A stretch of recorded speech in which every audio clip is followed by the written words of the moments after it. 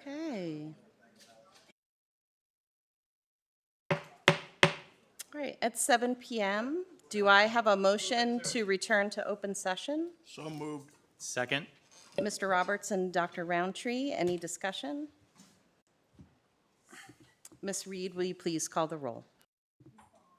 Yes.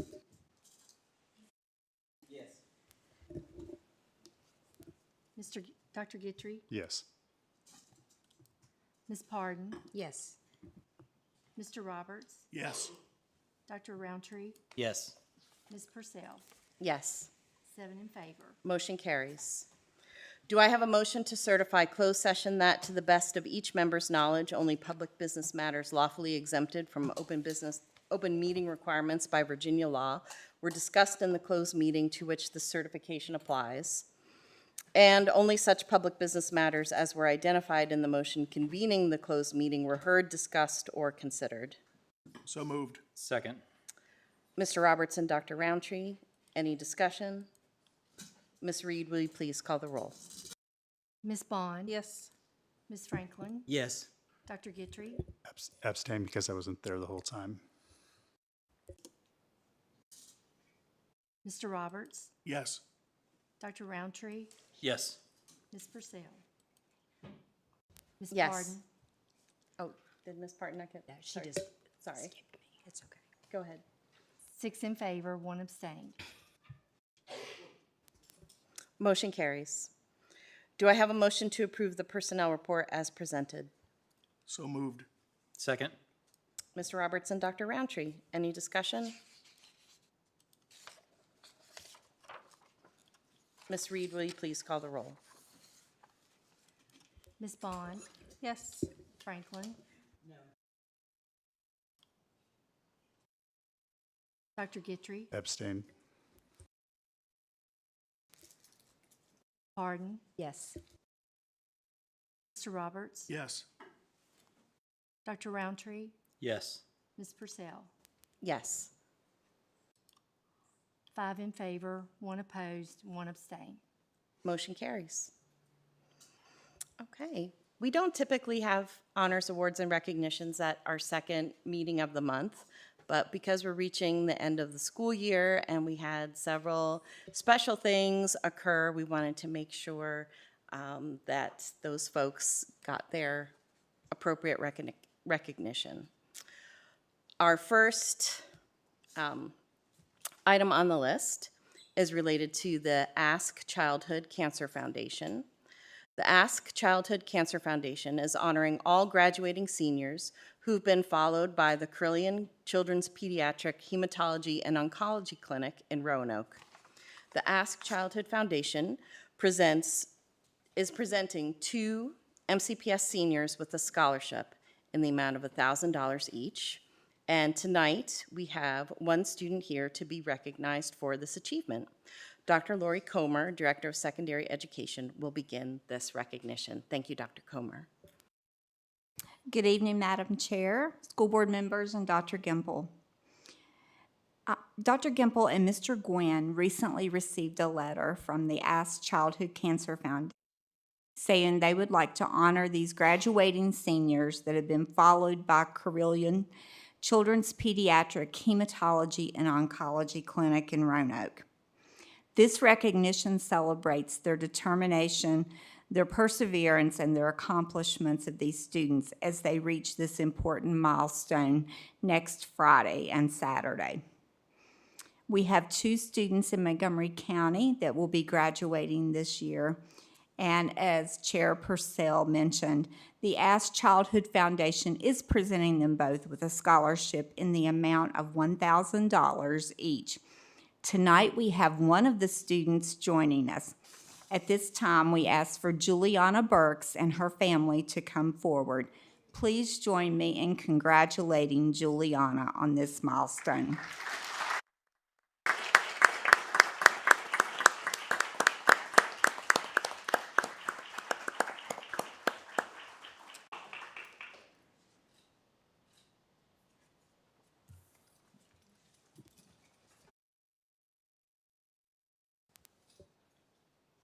Next, We have the 2025-2026 Outstanding Teacher of the Gifted from Region 6 recognition. Helen Fatinos, Administrator of Gifted Programs, will begin this recognition. Thank you, Mrs. Fatinos. Good evening, Madam Chair, members of the board, Dr. Gimple. It is my absolute pleasure to announce that Ms. Deanne Dickerson has been named to the 2025-2026 Outstanding Teacher of Gifted in Region 6 by the Virginia Association for the Gifted. As the gifted resource teacher at Harding Avenue Elementary School, Ms. Dickerson has a unique gift for inspiring young minds. In fact, one of her second grade students put it best by saying, "Ms. Dickerson makes you want to learn instead of feeling like you have to. She treats every student with kindness and respect. I love that she doesn't treat us like kids and motivates us to work out problems on our own." That ability to inspire independent, joyful learning is exactly what makes her an outstanding teacher. I would love to call Ms. Dickerson up right now to congratulate her.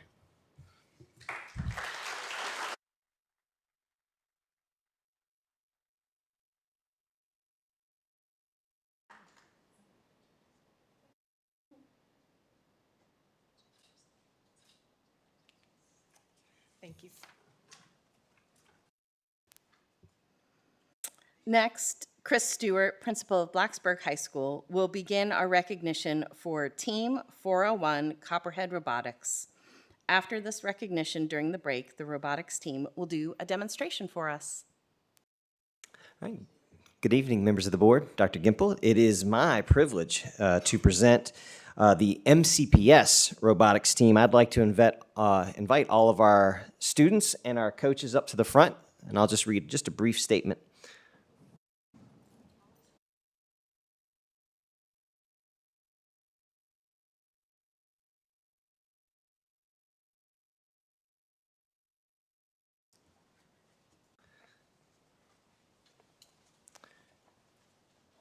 So our MCPS robotics team competed in several FIRST robotics competitions this season, and they finished up their season just a few weeks ago in the World Championships. Montgomery County Public Schools' own FRC Team 401 Copperhead Robotics achieved a major victory at the FIRST Robotics Championship in Houston, Texas. Competing on the Hopper Field, Team 401 was awarded the prestigious Excellence in Engineering Award. They competed against more than 600 top-tier robotic teams representing 66 countries. The Excellence in Engineering Award, sponsored by Littelfuse, is given to the team whose robot has the most elegant and effective engineering solution. Copperhead Robotics stood out on the world stage because of their smart, innovative design and incredible attention to detail. This award is a testament to the students' technical skill and their ability to work together seamlessly to solve tough problems. Bringing this award home is a huge win for Montgomery County Public Schools. The 40-student team represents all 4 MCPS public high schools and is led by head coaches Michael Culver and Karen Stoll from Blacksburg High School and Christiansburg High School alumni assistant coaches Preston Childress and Brandon Landreth.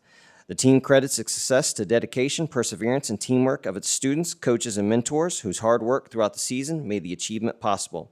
Now in its 27th competition season, Team 401 Copperhead Robotics continues to serve as a source of pride for the community, showcasing the power of local STEM education and student-driven innovation. Congratulations to this team.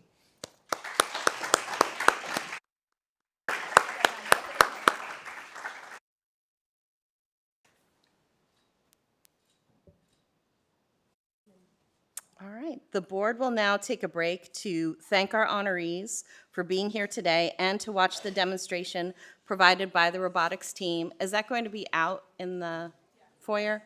Okay, great. So we'll meet you out there. Thank you all so much for being here.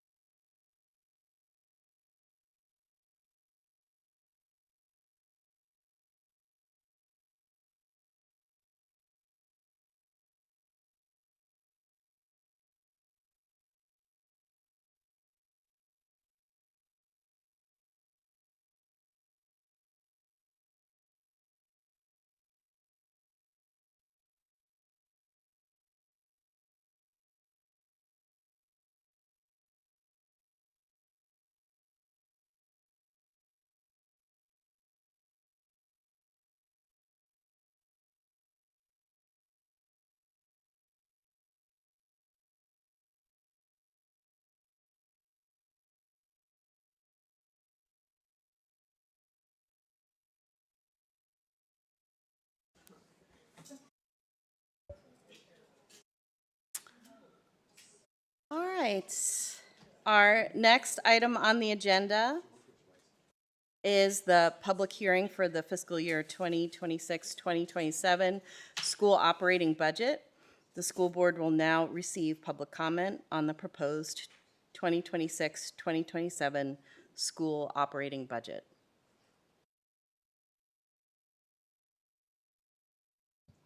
I have no signups for this public hearing.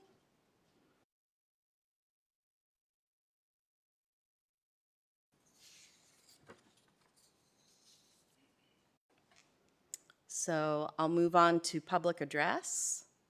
Our next agenda item is public address.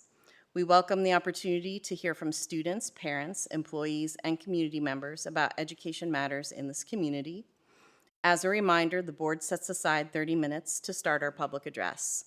We have the option to extend in 30-minute increments, which Ms. Reed will remind us of. If there are additional speakers after 90 minutes, the board will continue with their business meeting and hold one additional 30-minute session at the end of the business meeting. The clock continues through applause and disruptions. The more disruptions there are, the fewer speakers who get to address the board. I will call each speaker up by name in the order that they signed up. Each speaker will have 3 minutes to address the board. The board does not respond to speakers during public address. The screens will show when the speaker has 30 seconds remaining and when time is up.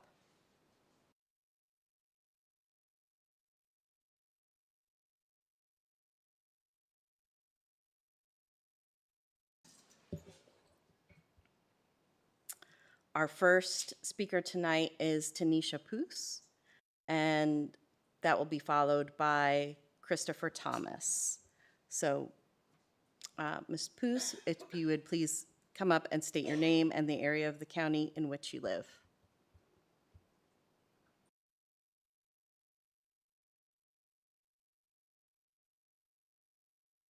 Okay. Mr. Thomas?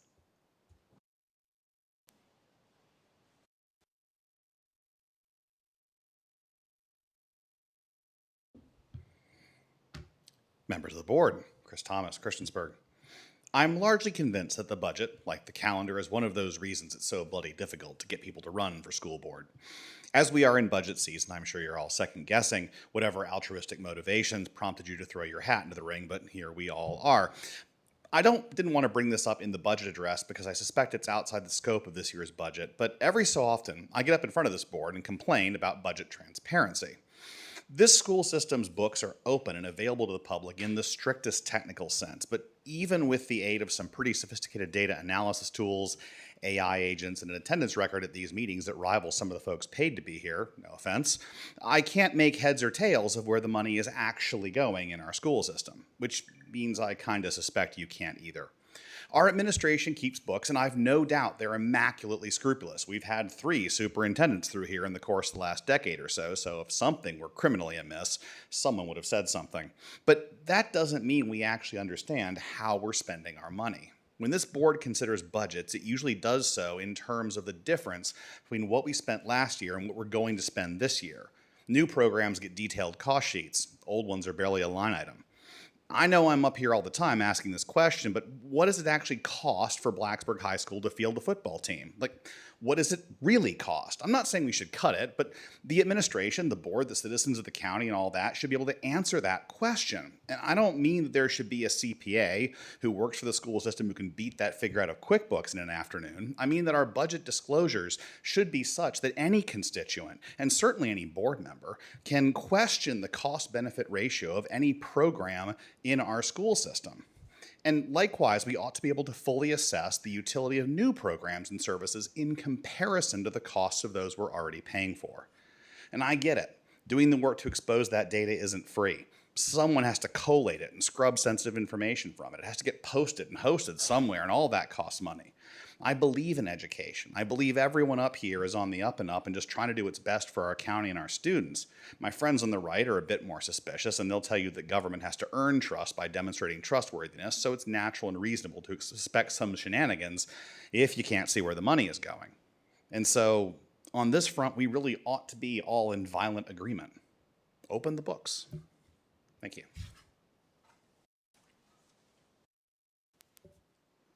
Thank you, Mr. Thomas. And seeing no more signups for public address, we'll consider public address closed. We'll move on to consent items. If no one wishes to move an item out of consent, we'll consider these items approved.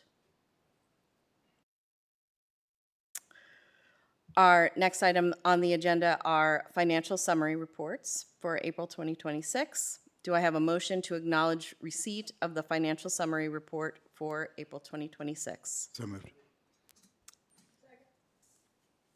Dr. Guitry and Ms. Bond? Any discussion? Ms. Reed, will you please call the roll? Ms. Bond? Ms. Franklin?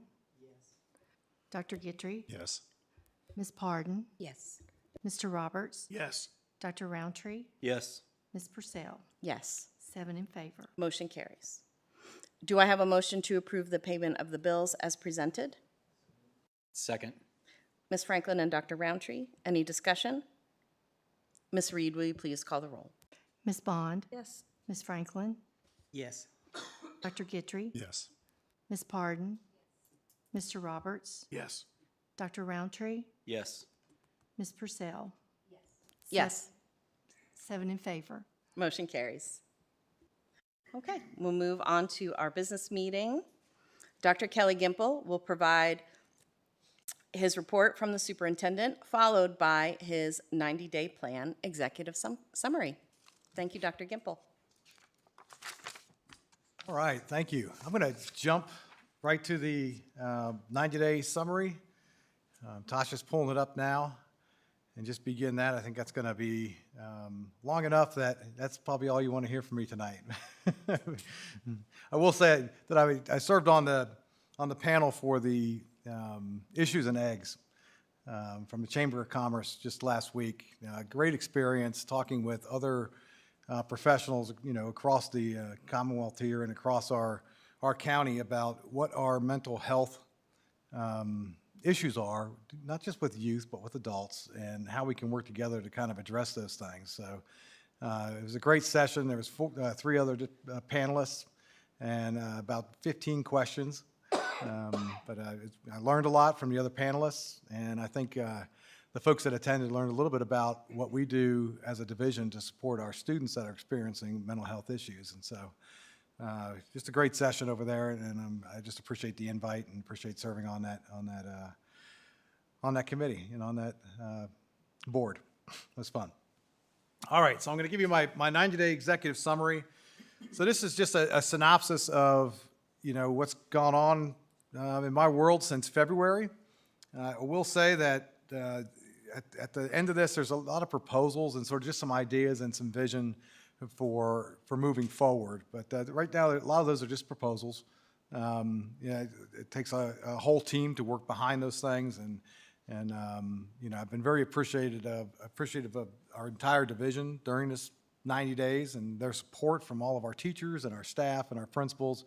I've been up and down the hallways of our buildings numerous times, and I'm just seeing great things in our classrooms and really have enjoyed the experience. But let me go ahead and get into this. So this is in 3 different parts. The first one is really kind of in concert with what my opening plan was for the first 90 days, but it's talking about the engagement and exploration. You go ahead, Tosh. So, we opened up with a bunch of listening sessions and at 7 of our different schools here, actually 8 of them. And then to the right, you see all the different folks I met with. And it was, I don't know, Tosh, maybe almost 100 people. I think I came into my office and sat down and were interviewed, either that or on Zoom or at different meetings I've gone to in different organizations that I've attended. Just great experience in trying to immerse myself in as much as possible of what goes on in Montgomery County and really get a gauge for how people feel about the job that our schools are doing in terms of educating and supporting our students and our teachers and just moving the mission forward. Here are some of the comments that I heard throughout this time, and I fed all the comments from my interviews that I recorded and also all the listening sessions that Andrew Webb recorded for me into a thematic analysis program, and it came up with a lot of different themes, but some of the things that stood out to me were expressed by the folks who attended those meetings are on this page. And this just speaks to how highly people just recognize the quality of life here in Montgomery County, and what our schools do to support that quality of life. Very positive overall. I must say, in almost every listening session, the overall sentiment was extremely positive of what our schools are doing to support kids, and just, what it means to live in Montgomery County and why they chose to live here and not some other place. So here's some data that came out of those listening sessions, and also the division leaders, the school board interviews, and interviews of just countless people. So almost 100% of the time, people talked about how proud they are to be in Montgomery County. And then some of it was just being proud that they were from Blacksburg, or proud that they're out in Auburn, or proud that they are in Eastern Montgomery or Christiansburg. But all of them, everyone, in every single session just expressed their pride in Montgomery County Public Schools and in the fact that they're living here. And also the importance of relationships was expressed 100% of the time, that folks feel supported and they like the way it feels like they're in a community that cares. Also 100% of the time, and this is where I get some marching orders, is the importance of increased communication, and not just communication, but really offering the why behind the things that we're doing and the decisions that we make. This means our social media needs to be a little bit better, and our websites need to be better, and just the information that's pumped out, like the gentleman had just mentioned about, how do we handle our division fiscally. Just being transparent was mentioned 100% of the time, and just making sure that folks are aware of what's going on, why we do the things we do, and just being open about those things. Consistency and alignment means that about 85% of the time, 90% of the time, folks talked about in those sessions the importance of making sure that there is consistency in the programs and the opportunities, regardless of where you live in this division. That if you live in Montgomery County Public Schools, you ought to have equal access to all the different things going on in our schools. And that also carries down to the next line, which is equity of access. Staffing and structural is talking about supporting our teachers and supporting our staff. The MCA comes in there and making sure that our teachers have a great quality of life and a true work-life balance, and that we're behind that. Same thing with our structures, that they're up to date. And I heard that a lot from our Blacksburg elementary schools, of course, and some of the needs that take place out there in terms of the aging of buildings. Staff support and workload, again, that kind of fell into the same category, and you see the same number of times that's mentioned. Need to really focus on special education was one of the highlights there too. Making sure that all students have access to something that is preparing them for a viable future, and that we're focused on special education students as much as we are the kids that are going to a 4-year, 2-year college, or going to the military, or going to be gainfully employed, through our CTA programs, that our special education students also are exposed to things that are going to help them be successful in life. And then funding and governance, folks talked about, building that relationship with the folks that work in this building and making sure that our county government, really aligns with our school board and our school initiatives. And then policy modernization, which I think everybody knows that we're all about that here now. We're getting on top of that, and Lee is going to present a very good process for us getting on top of our policies. So some of the key insights and focus, again, strategic focus, that's going to help me with my marching orders over the next year or so. Again, 100% alignment on community strength and making sure that we are communicating, and we have a plan for that you'll see in a few minutes. 88% alignment on equity and making sure that we have consistency across all schools and amounts of our programs and our different opportunities for our students is consistent across all 4 areas and communities. 75% alignment on staffing and support, and making sure our teachers have everything they need as far as feeling supportive so that they want to work in Montgomery County Public Schools for their career.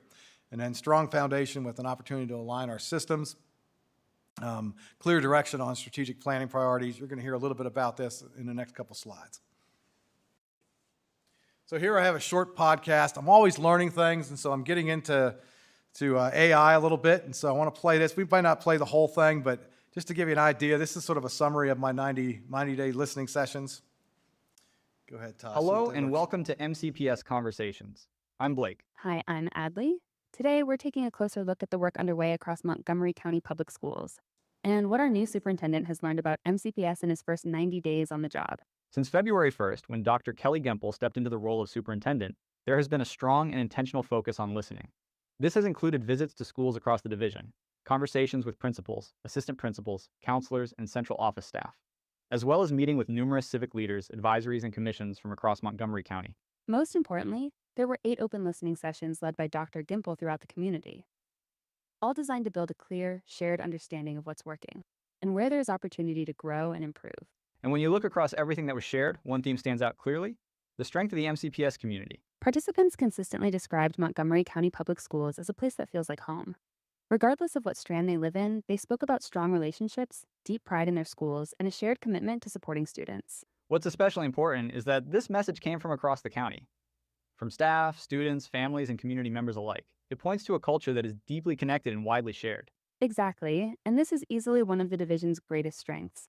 Alongside those strengths, participants also shared thoughtful insights about how the division can continue to grow. One of the most consistent areas of focus was communication, and not just more communication, but communication that is clear, consistent, and transparent. Dr. Gimple learned that people express the need for the kind of communication that helps people understand not just what decisions are being made, but why. There was also a strong interest in increasing consistency across schools, and a focus on expanding access to opportunities, things like courses, programs, and extracurricular experiences that need to be available to all MCPS students. Dr. Gimple said that this was not offered as a criticism, but as a shared interest in building on some of the great things already existing in MCPS and extending those opportunities to the benefit of all students. Staff perspectives added important context to these themes for Dr. Gempel. Most importantly, there is a clear and consistent commitment to students across the division. And at the same time, staff from across the division shared ideas about how systems and structures can better support that work.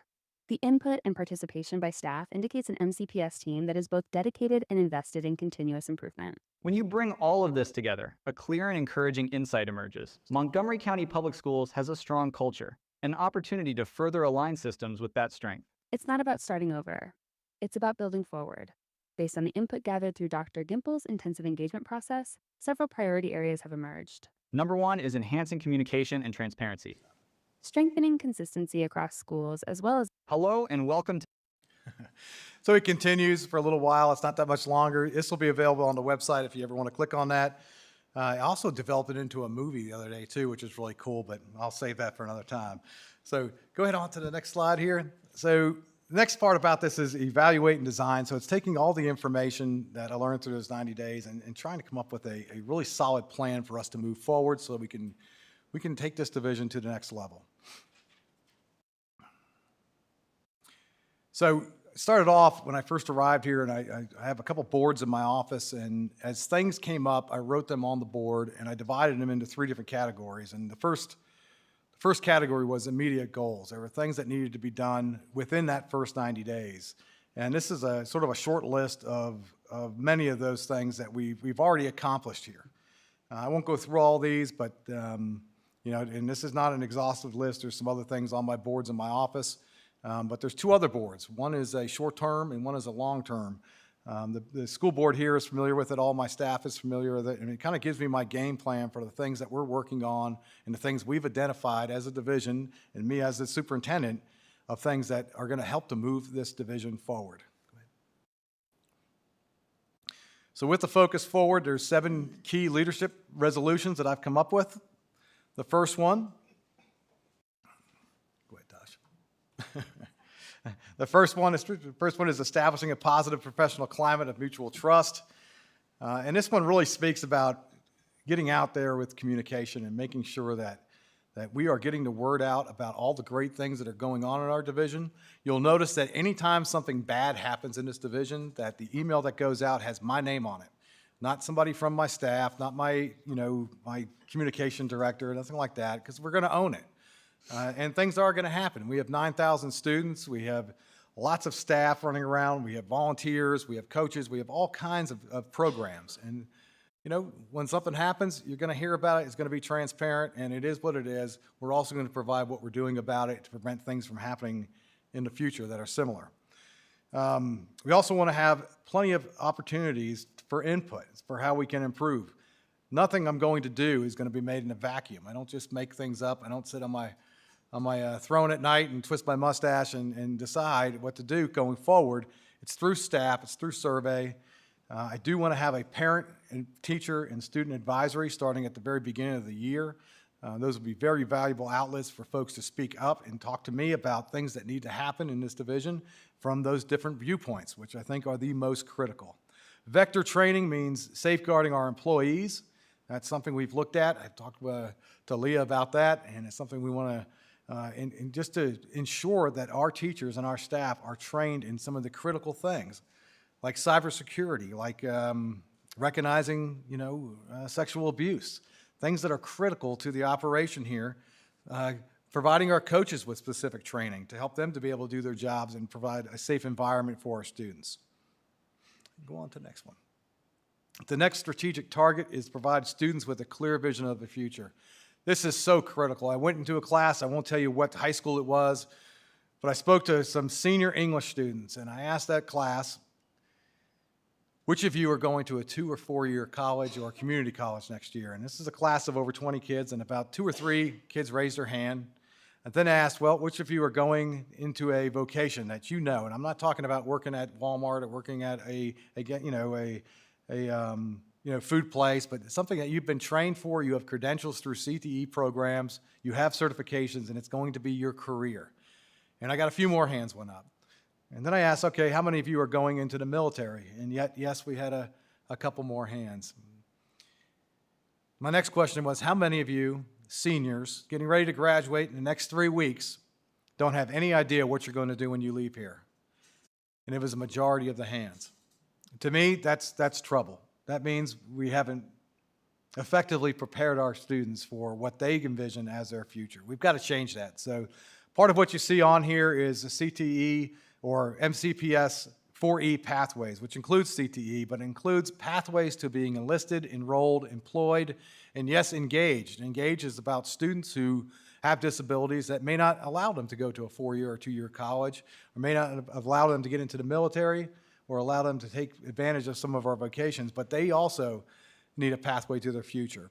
Starts off with elementary and making sure that we provide mechanisms for our students to explore all of their strengths, interests, and develop some ideas of what they might want to be when they grow up. Middle school is about exposure. That's about field trips and having people come into our schools and talk about the places that they work, and to get kids excited and get a little hands-on experience with some of these vocations. And then by high school, we want kids to walk into high school with hope, with an idea that, you know what, I know exactly why I'm taking the classes I'm taking and where they're going to lead me. And I know that if my goal is to be in the league one day, which I heard from several kids at this particular high school, that I asked them, what do you want to do? And pretty good athletes, they said, oh, I'm going to be in the league. I said, oh, that's great. That means you're going to go to a 4-year college. You know why? Because about 98% of your Division I athletes, or excuse me, about 98% of your professional athletes came out of a Division I college. And you understand that what it takes to go into a Division I college is usually about a 3.5 or above GPA. So that means you're going to be taking AP courses when you get to high school, right? So you're going to design your pathway with that goal in mind. Yes, it's great to be a great athlete, but guess what?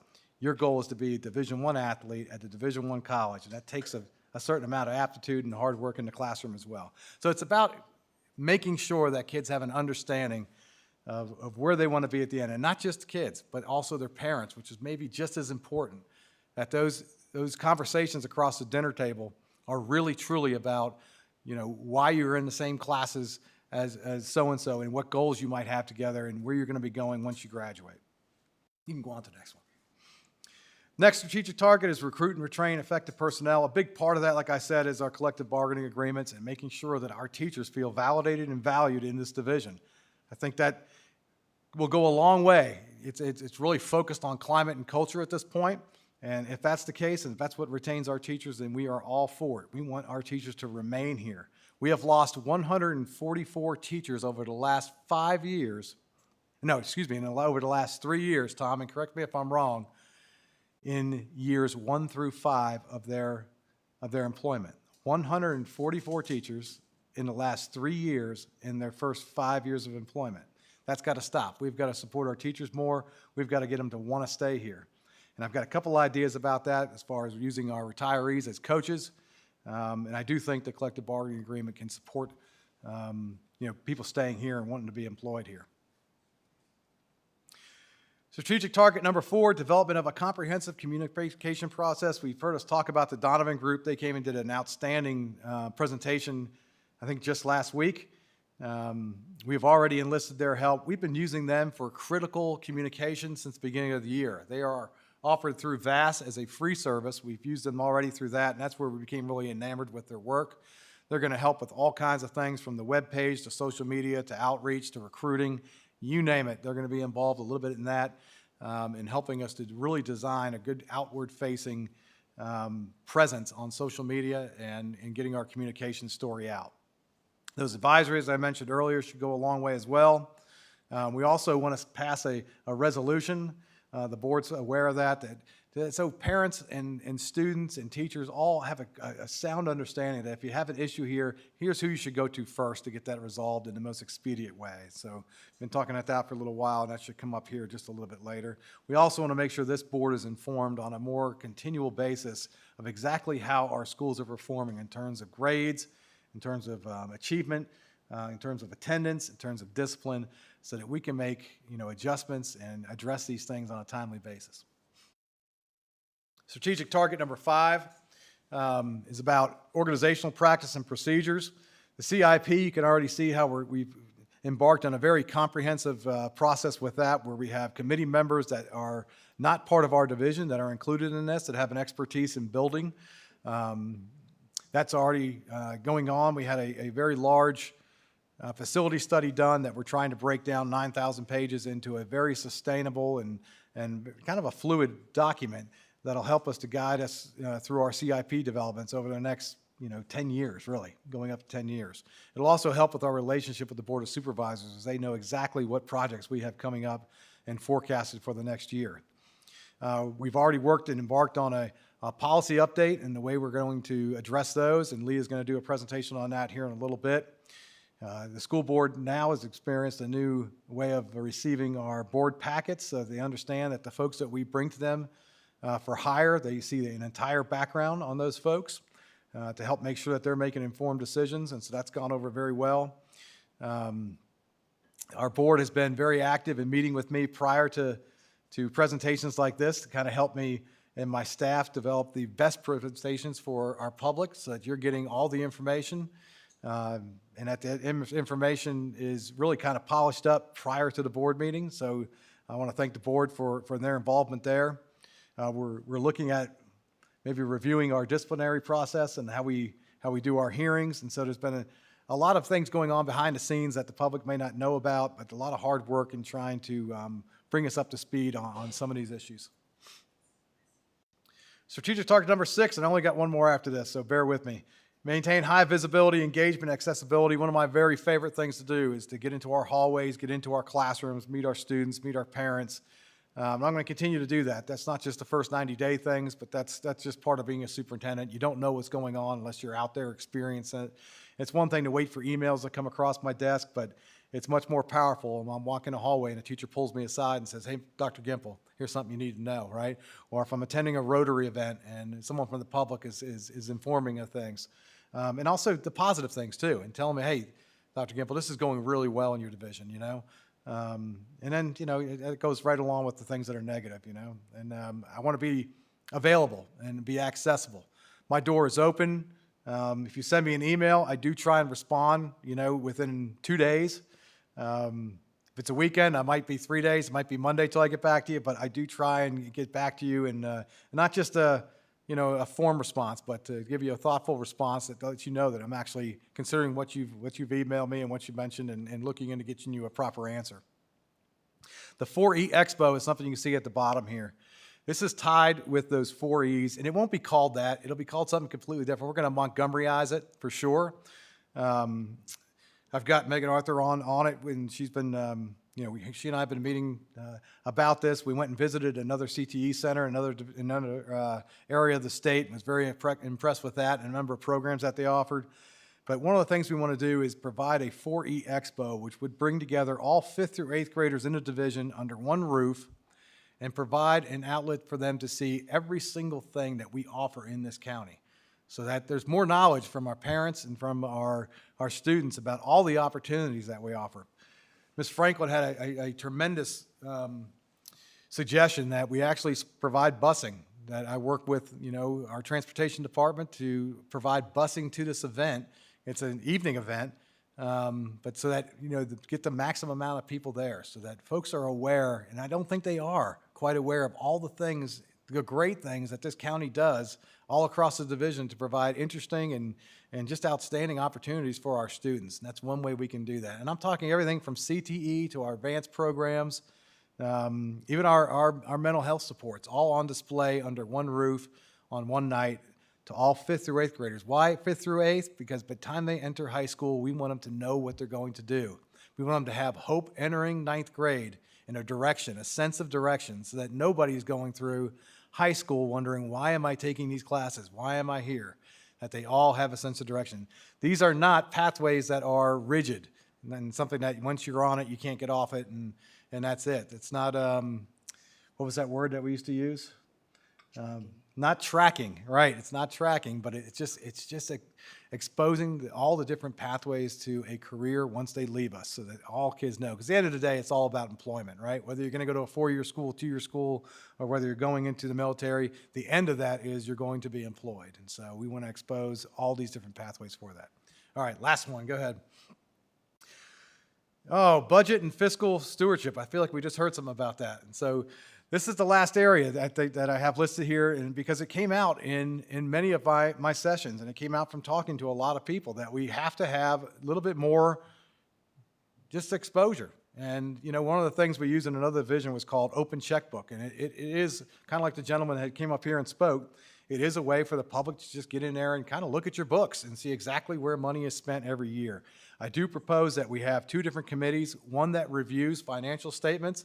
I would like people from the public to be on that committee, and also a NCPS finance board that kind of reviews things like, redoing Christiansburg High School. Now, if we had a committee that was providing some oversight of that, then any type of changes would be known already, right? We would have that published, and would be on the website, and everybody could see that way ahead of time, so nobody's ever surprised about what we're doing as good stewards of our taxpayers' money.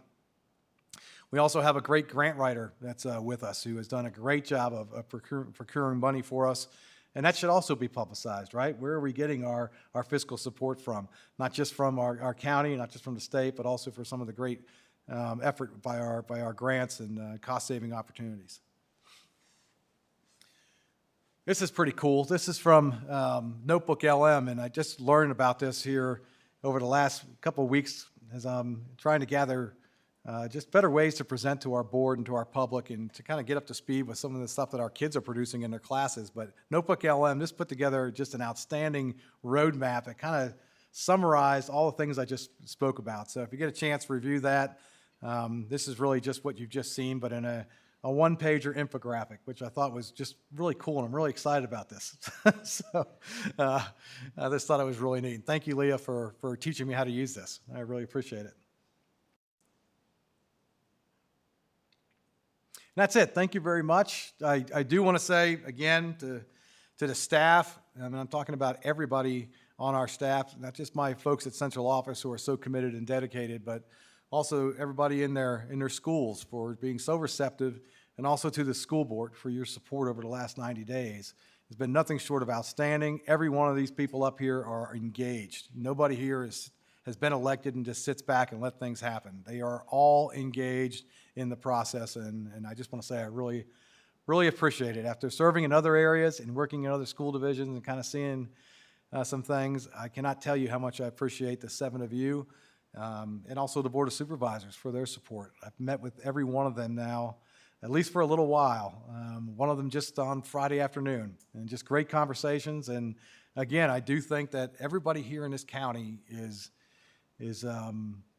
about making sure that our kids have a great experience. And so glad to be here. Like I sat on the porch last night with my wife, and one of the things we said was, thank God we're in Montgomery County. We love it. So thank you. Thank you so much, Dr. Gimple. Board members, are there any questions?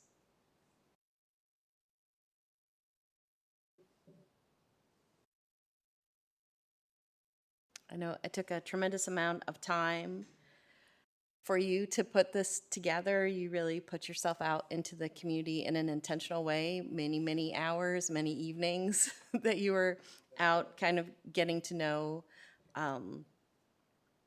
the county and understand the needs, and then to try and prioritize them. And it's not an easy thing to do. So this, nearly 20-page slideshow makes it look a lot easier than the time and effort that went into it. So thank you.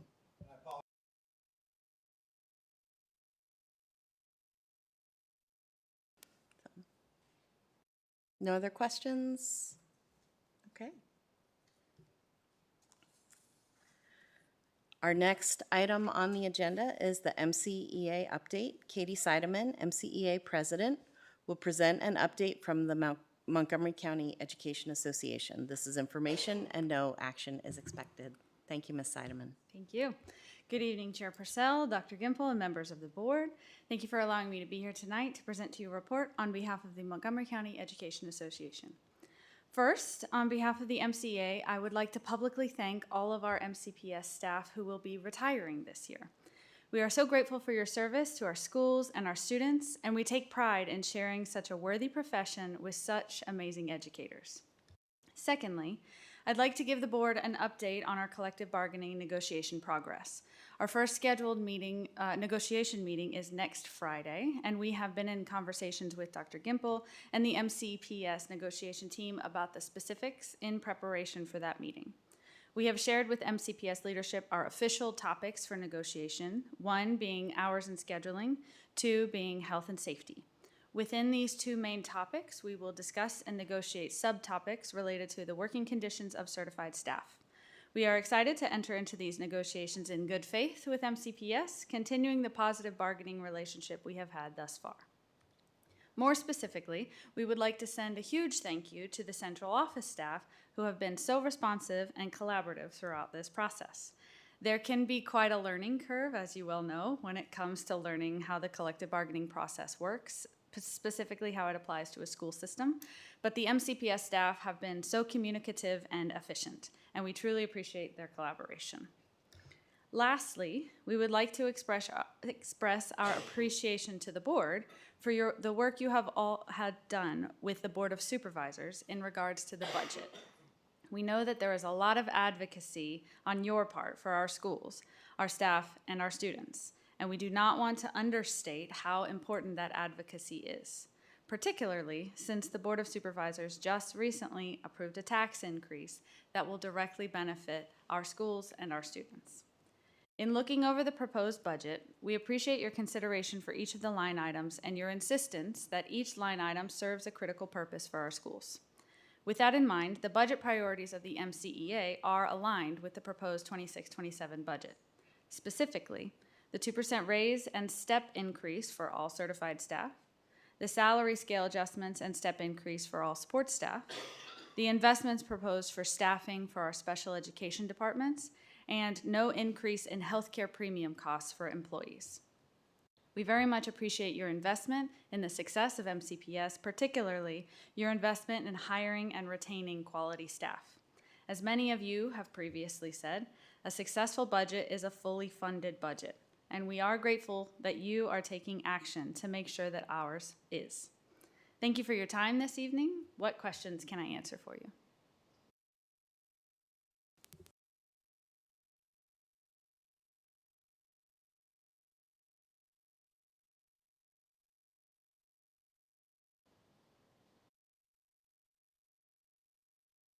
I don't have my mic on. I don't think there are any questions at this time. Thank you so much for coming out this evening. Thank you. Appreciate it. Okay. The next item on the agenda is a 2025-2026 meal debt update. Michelle Knotts, supervisor of the school nutrition program, and Samantha Thompson, parent support specialist, will provide information on meal debt for the 2025-2026 school year. This is a presentation and no action is required. Thank you, Ms. Knotts. Board Chair, board members, Dr. Gimple, thank you for allowing us to be here today. I'd like to introduce to you Samantha Thompson. She is new in her role this year as a parent support specialist, and we are both excited to share with you an update as far as our current meal debt for MCPS. Samantha? Good evening, members of the board and Dr. Gimple. I'm glad to be here. So as Michelle stated, I am new in this role. This role is actually new to MCPS. So I kind of wanted to start out letting you guys know what my weeks look like and kind of go from there. So basically my role as parent support specialist, one of the big things that I am trying to do this year is just outreach with our families, getting to know them, specific situations, really helping our families understand what meal benefits are available to them. And I started in September, so really hoping for the 26-27 school year to become involved early on. But what I really do, meal debt tracking and reaching out to families that might owe meal debt. And the way I do that is I start at a school in the morning, kind of have a schedule of what I do. I pull reports and I update a live tracker for our administration at the school level, along with I think a lot of the counselors and any admin assistants that assist administration with phone calls. And as you can see, like the collection procedures that I have, an email automatically goes out on Wednesday evenings, and that's to families that have a student with $5 or more in debt. A debt letter is sent weekly from the school to students that have $10 or more in debt. I make a focus of $50 or more myself, and that could just be calling, emailing. Usually I will follow up the phone call with an email if I don't get an answer, or if I do, what that conversation maybe have included as far as good faith to make a payment, or potentially any financial difficulties the family might be facing. And that's kind of going back to that tracker that I mentioned. It's a private document and there's a tab for each school, so that way I can communicate with administration and people that are involved at the school level with, hey, this family reached out to me and right now XYZ is going on with them, and that way they know not to call, I know not to call, and we kind of have a picture of what is going on with the family. And as you can see on the bottom with the school administrators, they're being very involved, especially as we're moving towards the end of the school year. May 29th is our last day, so really pushing to get a couple of big payments in the next week. I also support the school nutrition program with any type of operation needs. Came from higher education food service, so I do understand the operational side of it as well.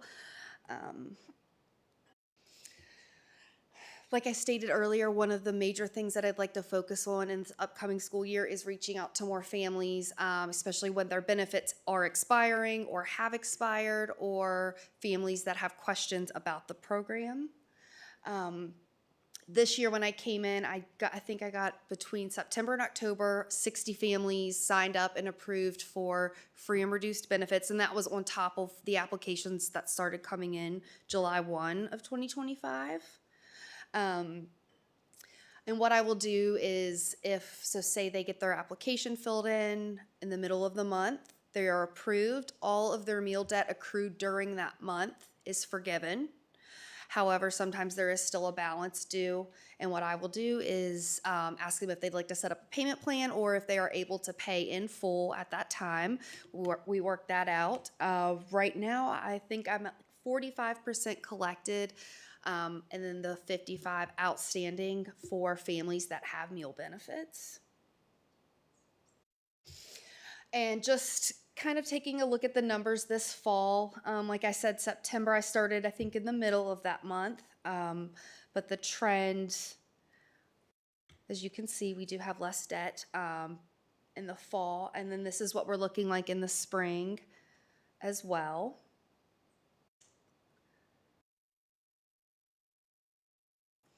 And then this is just the numbers laid out month by month.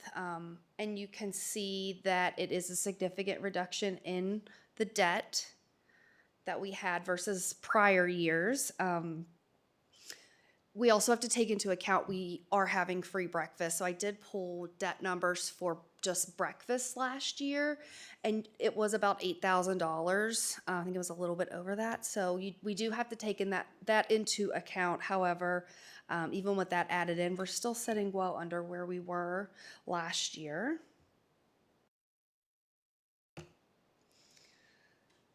So on top of the education of families with USDA meal benefits, I just want to continue to meet people, introduce myself, be at back to school nights, answer any type of questions that I can. And one of the things that has come up in the last week is potentially working with the interpreters that we have available district-wide to reach out to families where there might be a language barrier. And that way I can understand situations that are going on, and maybe they can fully understand, for example, the USDA meal benefits that they could potentially be qualified for. And then, of course, continuing to decrease our debt district-wide. It's going to be another focus. Hopefully, we'll get it under where we're at this year.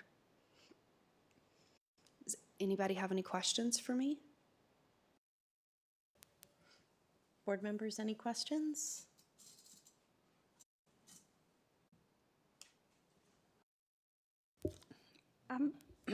I'll just say, thank you for your efforts in communicating with our families, because as we've heard all tonight, communication can be key as to how we find solutions to issues. Thank you. Yes, ma'am. Yep, and this position is still evolving. We're learning, talked to a couple of people, and it seems like there's not a lot of me's around in other districts, so it's kind of cool to, I don't know, be the guinea pig, I guess, in a way. And I do think this is a great display of us being fiscally responsible, right? We have somebody that, if you look back at those numbers, that's a huge difference. You take out even the $8,000 for breakfast, you're still talking about over a $30,000 recoup, you know, just because of this young lady's efforts here and the things she has put together and working with our schools. And I think that's what we need to do, right? And I understand she's also very cognizant of the fact that, you know, some folks are experiencing difficulty, and that's not who she's calling and going after here, you know. Once she hears that, she works directly with the schools to make sure that they're aware. So it's also a way for us to help and address other types of issues in our schools. And she might be the first person to contact them that learns of an issue. And she's passing it on to our counselors and to our administrators so that they're aware. But on the other side of it, look at the money that she's recouped for this division. Just a great job, and thank you for your efforts on that. Thank you. I just had a question, and only because I know that when students come through the line, they use their number to put in. Is all of the debt that is accumulated on just meals, or does that a la carte items go into that debt ratio as well? So it is just full meals, fully reimbursable meals. Charges for a la carte or like extra entree items, you have to have cash for that if you have a negative balance on your account. Okay.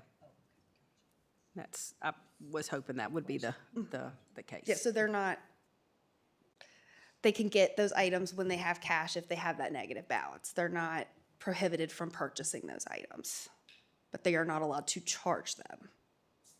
So even if there's a negative balance or they can still purchase even though they've got a negative balance? Correct. Okay.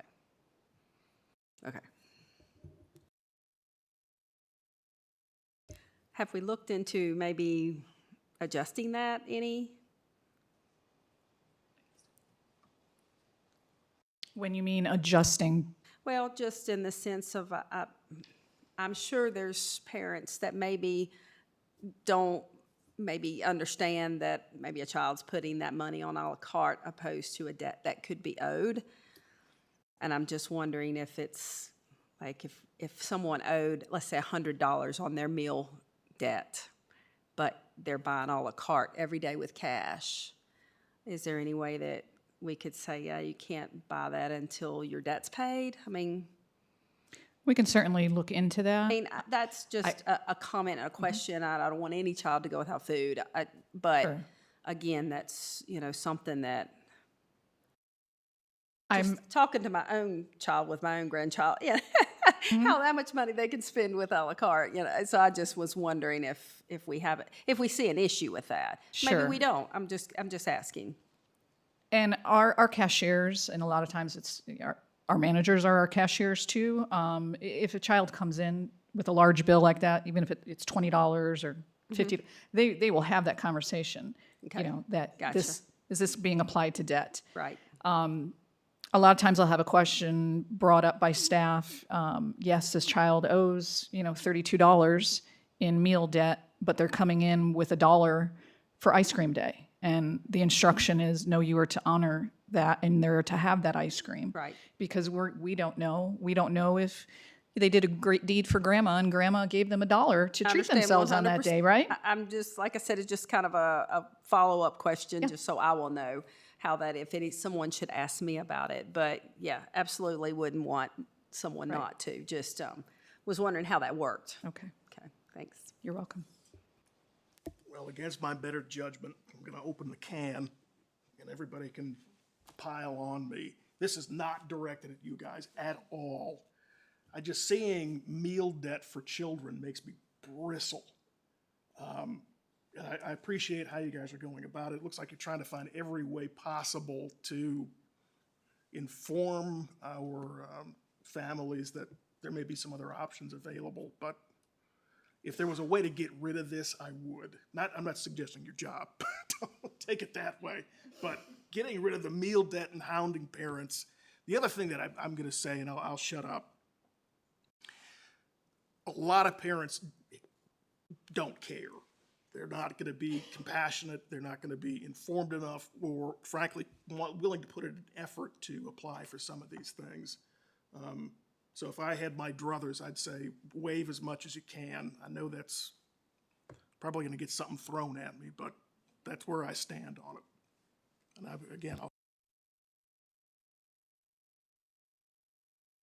So one of the good things is we get lots of donations from folks throughout the county to help cover the meal debt. Thank you so much. I'm equally ambivalent. I think it's wonderful that you're recuperating the funds here. While you're here, I'm going to ask a couple of questions. One is, one of the things that we wanted to do, and it's looking highly unlikely given where we are with the budget, is to provide lunch for all students. One of the concerns is that we have students who go to elementary schools where the food's covered because of the percentage that live in poverty in those schools, and then they go to a middle school and a high school, and those schools don't qualify. Can you help me to understand what happens to those children? And when you talk about there are options out here, can you tell, and that is not just for my benefit, but also for the public's benefit, like you've got an open mic here to explain what's available to our community members in order to make sure that they're fed, these children are fed, not just breakfast, but also lunch. So I can briefly speak on this. Michelle would be the one to kind of give. She's a lot more background and knowledge on K through 12 and school nutrition and all of those things.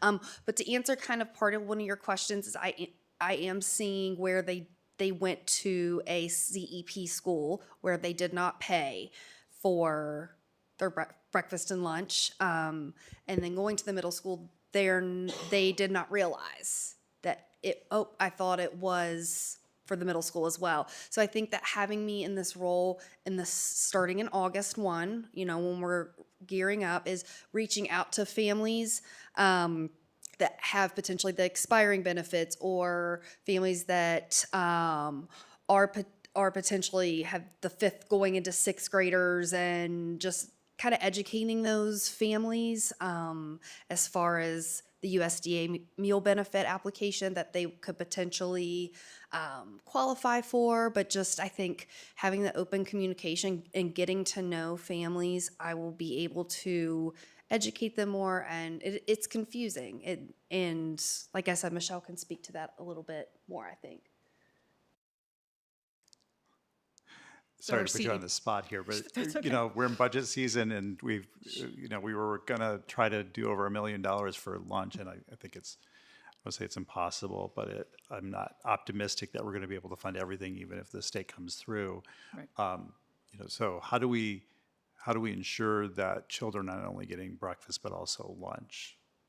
So as you know, district policy is every child will be fed if they come through the line. We have no way to know if they've packed a lunch or they haven't. We have to assume that they are hungry and they want that meal. So no child is ever denied. CEP schools, yes. The status of CEP, which is Community Eligibility Provision, is school specific, does not travel with the child. So I think that is an opportunity, especially for this role right here for Samantha. It'd be fairly easy to track the families that are leaving a CEP school and going into one that is not eligible for that, and developing communication, relationship, introducing them to a free and reduced meal application because they may not have ever seen it before because they didn't have to. So I think definitely there will be more opportunity for that. Since I have the live mic and I just want to take this opportunity, historically what we've done with meal debt, you know, we're trying, you know, the donations have been in some past years, 3 years ago, 2 years ago, they have been so helpful when we get anonymous donations or not anonymous donations, but very helpful. The debt, when we come to the end of the school year, it has to be covered, and it cannot, by policy, be covered by the school nutrition fund. It has to be from another entity. Historically, that is the responsibility of the particular school. They pay down whatever debt is left over. So that could be coming out of an activities fund, that could be coming out of a general fund. So that's why Samantha's been working very closely and very well with the principals, especially because they know that, you know, it's everybody's effort to try to get this debt down. But when it comes out of a fund like that, I mean, ultimately, as we all know, that just is a trickle-down effect and affects the students because something else has got to be taken in order for these monies taken away from them to use these monies to be applied to meal debt. So I think we together, our team, we are constantly challenging ourselves on how can we get that message out there. This negatively affects the student body when we have to cover meal debt because we have to pull funds out of a general fund of the school. Okay, great. And then the second question is there a significant gap for our students between those who are eligible and maybe just don't make the cutoff, but still struggle to pay for that lunch, for that meals? How significant is that population? So we know that, you know, there's a percentage of our population is going to be taken care of because they just need to apply for the benefits and they get the benefits. But how is there a gap there that the board should be aware of where they might be struggling to pay for lunch, but they're not eligible because they just are over the threshold? I couldn't give you exact numbers tonight, but we can certainly follow up with that. But yes, there definitely is that population that has just fallen above the income threshold to qualify for one of our programs. A lot of times, this, you know, we have to, there's a process called verification, which is required annually. It's automatically done, it's hand selected, it's done electronically. Applications are pulled, and our team has to ask these families for verification of income. And if they can't produce that, we reach out to them on 3 separate occasions to try to get this information. And what I have seen since I've been here, and it's been 3 years now, that folks that are being pulled for verification, they have fallen out of that bracket. They now make too much money. Yeah. And that's a hard task of ours because we have to then cancel that benefit if they have been pulled for verification. Yeah, because the poverty line is fairly low. It is, and it changes every year. Yeah. So I would be curious as we move forward to be able to identify that percentage of students and what we can do for them in lieu of being able to provide all lunches for all students. And Because that's, it's something that Samantha and I can work on yeah. putting something together like that, sure. I'd appreciate that very much. Thank you so much. You're welcome. Other board members? Dr. Roundtree? Yeah, sure. Yeah, so the first year that we managed to get that in the budget and paid for, we'll have a much better chance of keeping it in the budget moving forward. Unfortunately, we weren't able to get much of an increase in tax rates last year, and this year revenue's down. They did increase the taxes, and I very much appreciate that.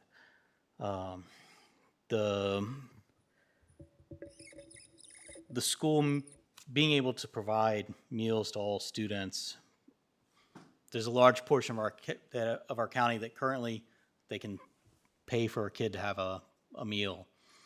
But the benefit is not just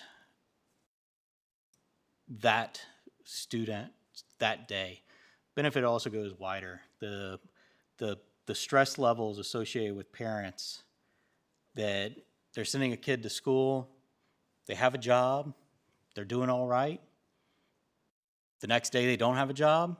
They at least know that their kid's going to get breakfast and lunch if we pay for it at school. We could do the same thing with medicine. I mean, we do have a medical program or a doctor's office program going into the East Montgomery school system, where we will be able to provide some medical services to students and to our staff as well in that facility. We could get that in all of our schools. The ability to know that kids are going to be taken care of. We want kids to thrive. We need to support them.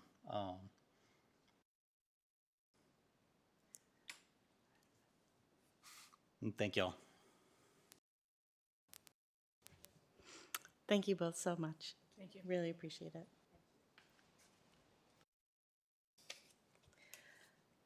The next item on the agenda is Gifted Program Annual Report and Presentation. Helen Fatinos, Administrator of Gifted Programs, will present the Gifted Department Annual Review. This is a presentation and no action is required. Thank you, Mrs. Fatinos.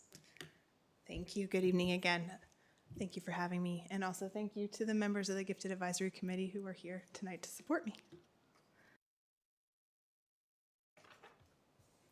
The items I'm going to share with you this evening are outlined in the Code of Virginia and in our Gifted Plan. So you can see on the slides which regulation is required. Before we get started, though, I would love to review just a little bit with you about our screening and identification process, so we level set that. Excuse me, I'm about to lose my voice, so it's end of year fun. Annually, we screen all of students K-8. That happens from August to January. All students are screened several ways. One manner is through the MAP test that is administered to all students 1 through 8 this year. Additionally, our teachers K-8 fill out something called the HOPE scale. Having opportunities promotes excellence.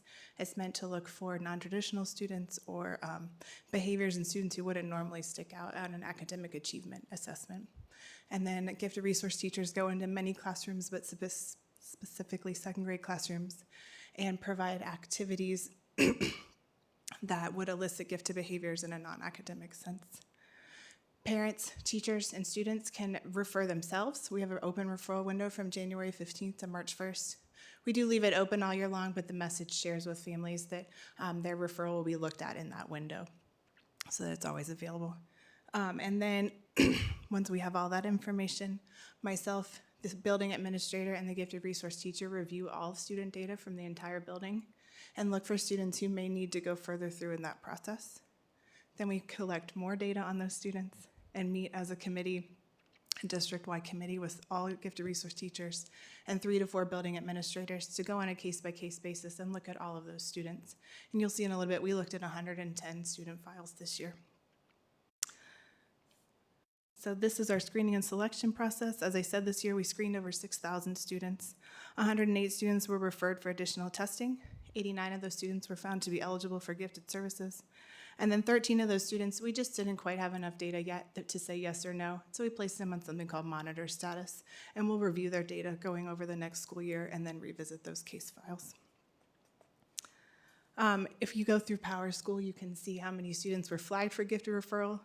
You will see that there's a slight difference in the number of students, 117. That's because that accounts for the students that transferred into our district with a gifted ID already. So we honor those identifications from other districts. And this covers some ethnicity data and educational data for the students that we screened and served this year. This is just a summary of all gifted identified students throughout our district. So we have a total of 9,270 students enrolled when I made this file or this chart, and 1,141 of them have some sort of gifted identification. When we write our gifted plan, we write a number of goals and objectives that we want to try to achieve over the 5 years. And so I'll just share a little bit of progress over the goals that we work towards this school year. And just a reminder that this will be a part of the gifted advisory report next year so that they can look at the total amount of work we did over this school year and they'll report out on that next year. But in our identification goal, I was able to give presentations I was invited to give presentations to the Elementary Advisory Committee and the Equity Advisory Committee just to be more transparent and informative of all of our different stakeholders. We also expanded our discovery program to second grade pilot at CPS, and we intend to continue to expand that next year. In our delivery of service, we provided training to all secondary honors English teachers, and I'll cover that a little bit more in the following slide. We also, the GRTs participated in monthly PLCs with grade level teachers this year. The teachers expressed that they wanted more targeted small group professional learning, and so we were able to provide exactly what they needed to in their professional learning communities. We had GRTs participate in state and national level conferences this year, most of them us giving presentations to other gifted resource teachers. And then finally, we piloted a new assessment this year in an effort to be more equitable in our identification process. So I look forward to digging into that data this summer when they provide it. And finally, we continued our efforts to just improve our communication through newsletters, open houses, and I hosted 2 book studies this year that I'll talk about a little bit more. The Code of Virginia requires that I provide you with a list of secondary courses, students enrolled in honors and AP courses, and then the number of gifted students in that course, so you can look through that at your leisure. While this is not part of the requirement of the presentation, I did feel like I wanted an opportunity to just brag about our students and their successes. So this year we had 25 high school students apply to the Summer Residential Governors Program. Based on our district enrollment, I'm allowed to nominate 12 students forward to the state level competition, and 8 of those students were accepted into programs. So they will go this summer for 3 weeks, live in a college campus, live in a dorm, practice going to college, but also get to take college level classes, do research with their peers, and then potentially publish that research and present it at state level conferences. We also support students going to academic governor schools, and thanks to your support, we will be supporting a brand new governor school this year. I'm very excited about that. So we send students to these 2 regional academic schools. This year, a total of 30 students will go. We were able to offer 24 seats this year, so we increased the number of applicants, and we have representatives from all 4 high schools attending both of these governor schools. The state asks me to report out to you the different types of professional learning that we offer. So annually, we train all MCPS students, or teachers, K-8 in the HOPE scales. So every member of a K-8 faculty gets trained on that. We also provided targeted professional development during collaboration time with our cluster teachers. So that's 70 elementary school teachers and 46 middle school teachers who get monthly or bi-monthly training. We also provided some targeted professional learning, as I said before, to our secondary ELA teachers. We brought in Dr. Emily Mofield as one of our nation's experts in secondary ELA, adding rigor and differentiation within an adopted curriculum. So we had 47 middle school and high school teachers participate in that. And then finally, the gifted department collaborated with the special ed department to offer a book study to teachers. We had 57 MCPS faculty and staff participate in a book study on the neurodiversity playbook by Dr. Matt Zakreski. And I thought it was really great that we collaborated together. And then just a few highlights, because I never will miss a chance to brag about students and about staff. As I said before, we had our second grade pilot for our Discovery program, so that's 122 students that received twice a month lessons from the gifted resource teacher at CPS. We hosted our second annual GAC Family Game Night. We had over 40 families participate. I also hosted a family book study, and so we met 4 times, including once with the author, and we had 6 families participate in that. And then we also offer a family onboarding session at the beginning of each school year, and we had 74 families participate in that. And I'm looking forward to even more engagement next year. Thank you for your time. Are there any questions I can answer for you? Board members, any questions? Dr. Guitry? Thank you so much. I won't pepper you with too many questions. So I'm ready don't lose for your, it, Dr. lose Guitry. your voice. One of the things that I was curious about, and you don't, and maybe you could get the data to me, when you do the screening data analysis, that slide, where right now it's only showing the referrals, but not how many of those categories actually are ultimately identified. So that was one of the things I was curious Yep, about. I can ask. And then in addition to the students with disabilities, I'm curious about how many students who have 504s, because often the twice exceptionals get piped into Yeah. a 504 because they're actually high performing in a lot of subjects. So is that something that is normally tracked? Is that unusual to track 504 identification? Is that hard to track that? I don't think it would be hard to identify how many students have a 504. I think it would be more challenging to identify how many of those 504s are academic versus like another health impairment. You Yeah. know, because if you have diabetes, you can also get a 504, or if you have a peanut allergy. Right. I will ask if we can break that out. And I'm happy to try to get it for you. Okay, great. Yeah, that one, it is hard, but students who have ADHD and certain others, Yeah, anxiety, all the neurodiversions. things. So I'm glad to see you collaborating with the special ed department. Another thing that I was curious about is the percentage, and that's next, the total number of identified students by building. Wide divergence for some of our schools.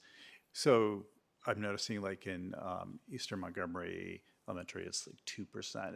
It's low. Yeah. I don't want to single out that low Sure. percentage, but do you have, when you see that, do you funnel more resources, or do you analyze? So I Yeah. can tell you that is the identified students. That is not the number of students who necessarily receive gifted services. So we recognize that number is statistically significant. Yeah. And we actively talent search, I guess is a good word for it, to Yeah. go out and ask those teachers, who are the stars in your class? Who are the students that seem to think differently? And again, that's coming from that HOPE scale. It's an 11-point scale. That looks for just those specific behaviors. And we pull those students and provide extra enrichment to them, even without a gifted identification. We send a letter to the parents, say, your child has been identified as someone who could benefit from extra enrichment. Would you be okay with them coming? We get permission. But I listened to a really interesting webinar recently about equity and identification, and the speaker used the word opportunity. And that's been sitting with me a lot lately, that there are students in our county who have very different opportunities. And so that is really my foundational belief as I'm creating this discovery program, is how am I providing the same opportunities at school for all students? And so I'm very hopeful that as these students grow, we're on year 2, so those students are now in grade, that I can somehow capture that data. I've been working with Dr. Dunleavy. Quantitative analysis is not really my strong suit, and statistics and I were not a friend in college. So I'm asking for help from others to help me come up with a way to quantify that data. And it is very challenging to qualify data with small humans, but I'm very hopeful that I can prove that what I'm doing in a in a number space is working. I can prove it qualitatively. I can certainly say that teachers, based on their feedback, are seeing children in a different way. And I think I've shared before, I'm going again to the National Conference, Gifted Conference, to present about discovery because people across the country are also seeing these same opportunity gaps and are looking for ways to bridge them. So Montgomery County is doing innovative work, and I'm hopeful that it will pay off.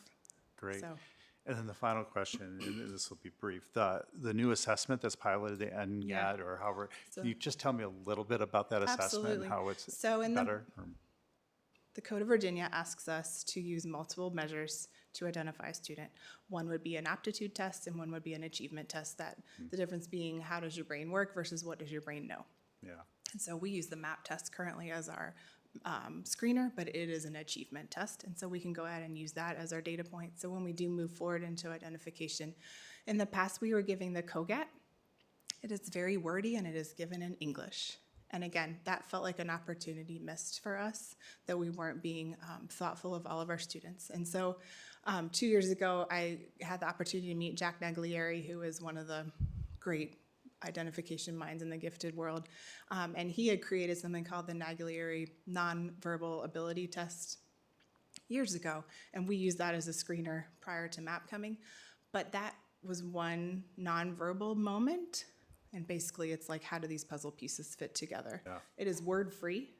But I felt like that assessment was only identifying students who had visual spatial abilities. I would not have Right. qualified on that. I'm obviously a word person.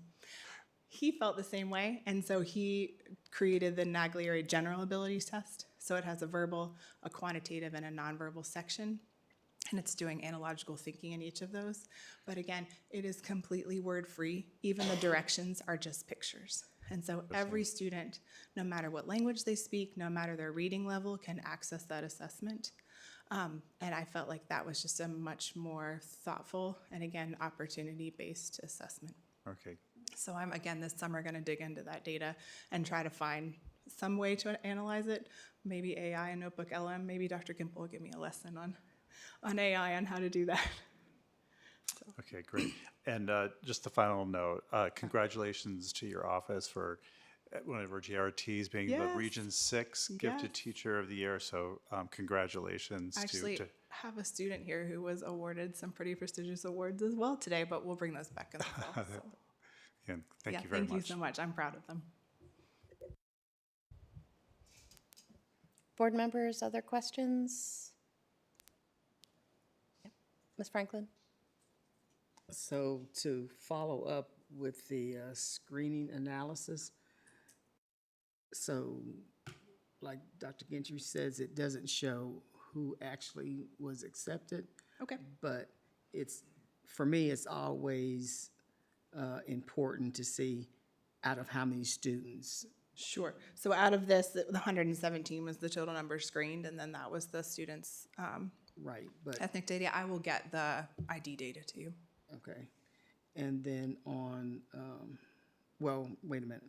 So when I say the number of students, it's what is our total number of students in this group of students? And Sure. this So was the screened. total number of students screened is 6,883. Okay. So that's Okay. everybody K to 8 gets screened every year. But by each group of students, have it broken down, not just the total number. Okay. By You bet. ethnicity. Yes, ma'am. put it that way. And on slide number 4, and it says referral window, how do students refer themselves? There's a Google form on our website, and anybody can fill it out. So at what age do you start, I mean, or what grade I've should I never had say? a student actually nominate themselves. Usually it's a grown-up in their life that is working with them, but I don't know if you've hung out with kindergartners and first graders lately, but they can do just about anything on the computer. Anyone is eligible to refer themselves. Kindergarten, we have some barriers just based on what data we have from them. And so we don't tend to identify students until second grade. Research shows that your IQ settles out around age 7. And it also shows that home opportunity versus school opportunity settles out around second grade. So we really hesitate to identify place an identification on a student prior to that. I never want to put a label on a kid that might hurt them later, right? And I've spoken with children, especially in middle school, who say, my teacher treats me differently because I have this label, I don't want it anymore. The parents are welcome to suspend that label or to remove it completely. I don't ever want to cause a child angst over that, but there are teachers who say, oh, well, you're gifted, so you can. That's not necessarily true. We have a lot of friends who have learning impairments, they have anxiety, they have attention issues, and a teacher doesn't necessarily see through that to what the child can do. That's part of our professional learning, but all that is a long way to say that we are cautious in identifying kindergarten and first grade students just because that home experience can often create imbalance in what is truly their ability versus what is their experiences. And so we provide a lot of enrichment groups at that age to try to make sure that all students are having equal opportunities. Did I answer your question? Maybe not at all. No, no. I went right off. Ask me again, I'll try again. Okay, so how does a student know where and how to self-identify? I'll just use myself as an example. At one point, I was put in a classroom because children were tracked horribly, and it was like, no, and I had to explain and beg my mother to help her understand, this is not working for me, I'm not learning anything, Right. blah, blah, blah.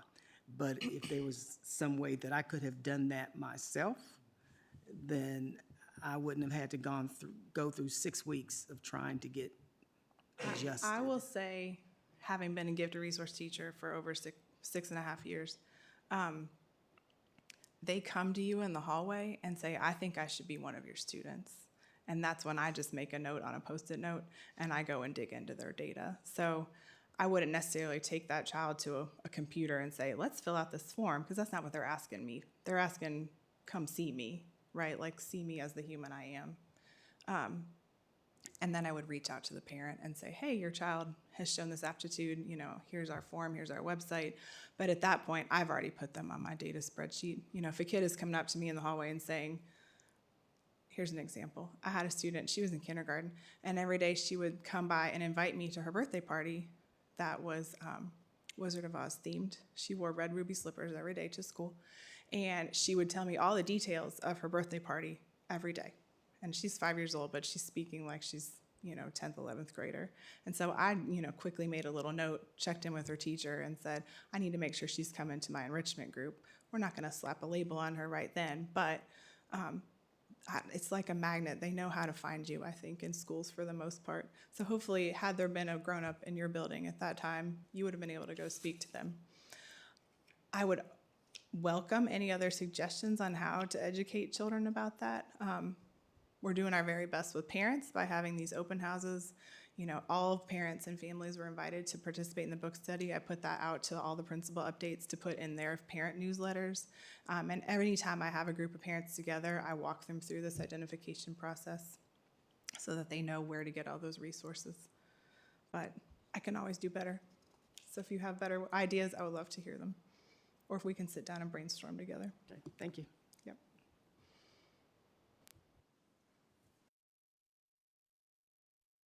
Yeah, so when I went over this earlier, I spot checked a couple just from memory of last year.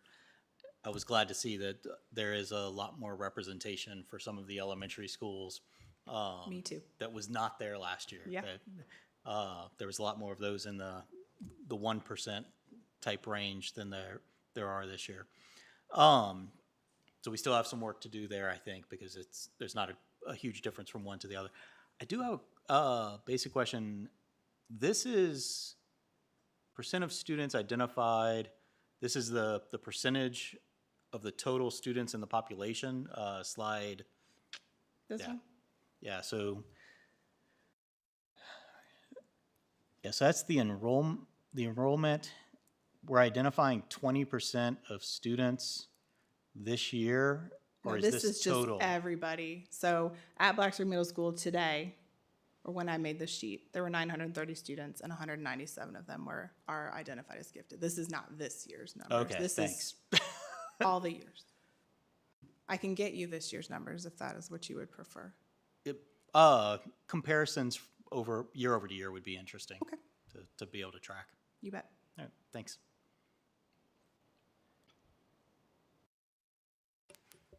Any other questions, board members? Thank you, Mrs. Fotinos. Thank you for the opportunity. Have a good evening.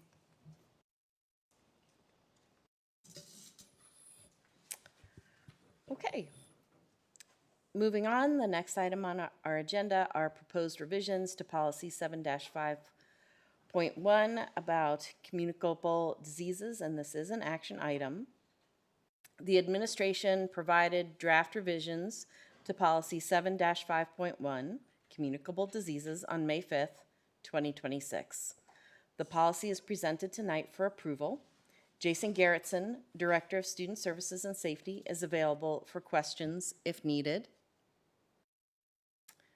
Do I have a motion to approve the proposed revisions to policy 7-5.1 as presented?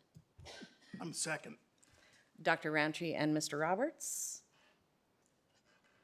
Is there any discussion?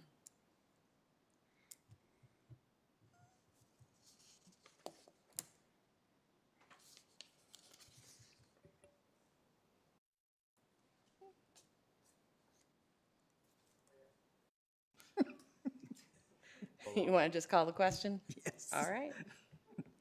Ms. Reed, will you please call the roll? Ms. Franklin, Yes. Ms. Pardon, Yes. Mr. Roberts, Yes. Dr. Roundtree, Yes. Ms. Purcell, Yes. 5 in favor. Motion carries. The next item on the agenda is proposed example policy revision process covering policies 2-1.1 and 2-2.1 through 2-2.8. The administration presented these policies for a first read on May 5th, 2026. The policies and policy revision process are brought back tonight for further discussion. They'll be presented for approval on June 16th, 2026. Leah Bressler, School Division Compliance Officer, is available for questions if needed, and no action is expected. Good evening, Chair Purcell and board members, Dr. Gimple. I'm here to present tonight. We took to heart the board members' comments in our last session and also the subsequent discussions that have taken place with Dr. Gimple. What we think we've come back with is a process that takes into account all of your concerns. The policy is yours to do with as you'd like, and we want you to feel very comfortable with the process itself, as well as the policies that we land on. It is our intention tonight to present the process and then to kind of have a discussion on how you would like to move ahead. So moving right into it, modernizing the MCAPS policy manual.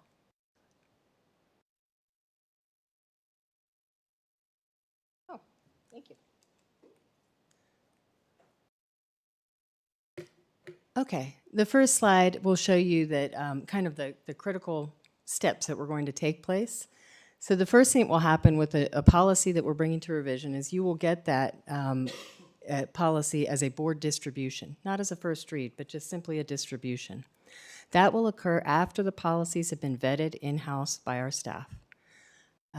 Once you get that, you'll have 1 month to come in and look at that policy and review it. You can ask questions, you could submit your comments, any suggestions you have.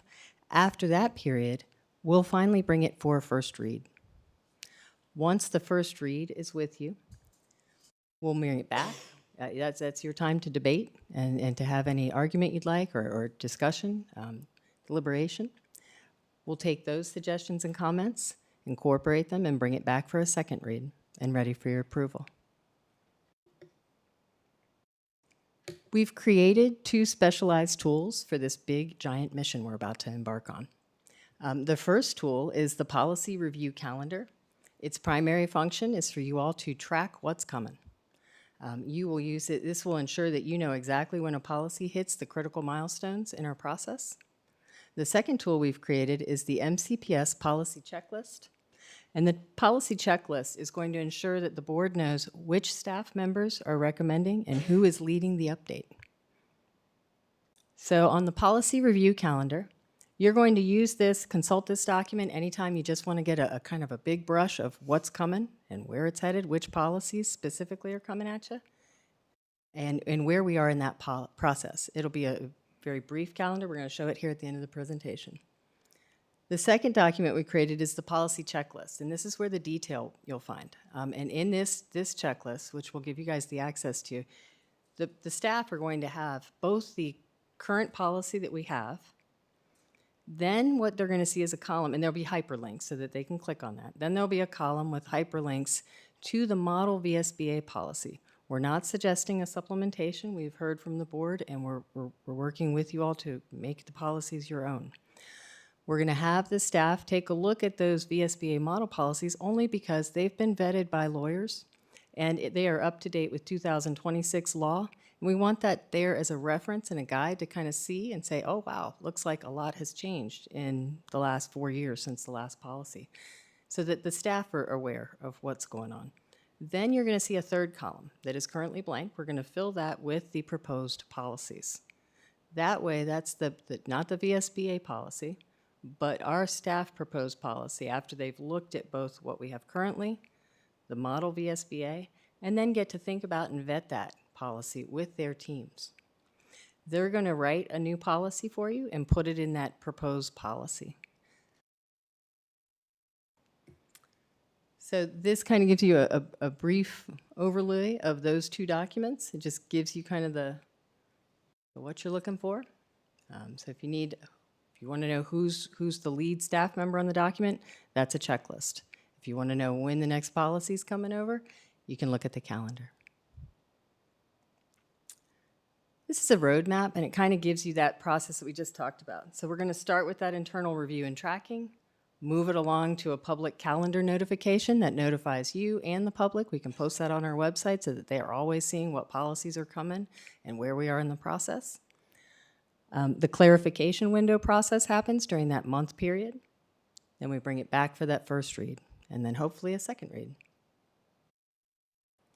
So we're hoping that this structured approach, what we'd like to do is kind of hit the brakes, do the approach. We've listened to your comments and feedbacks. I'm going to show you the forms now. Tosh, would you bring up our calendar?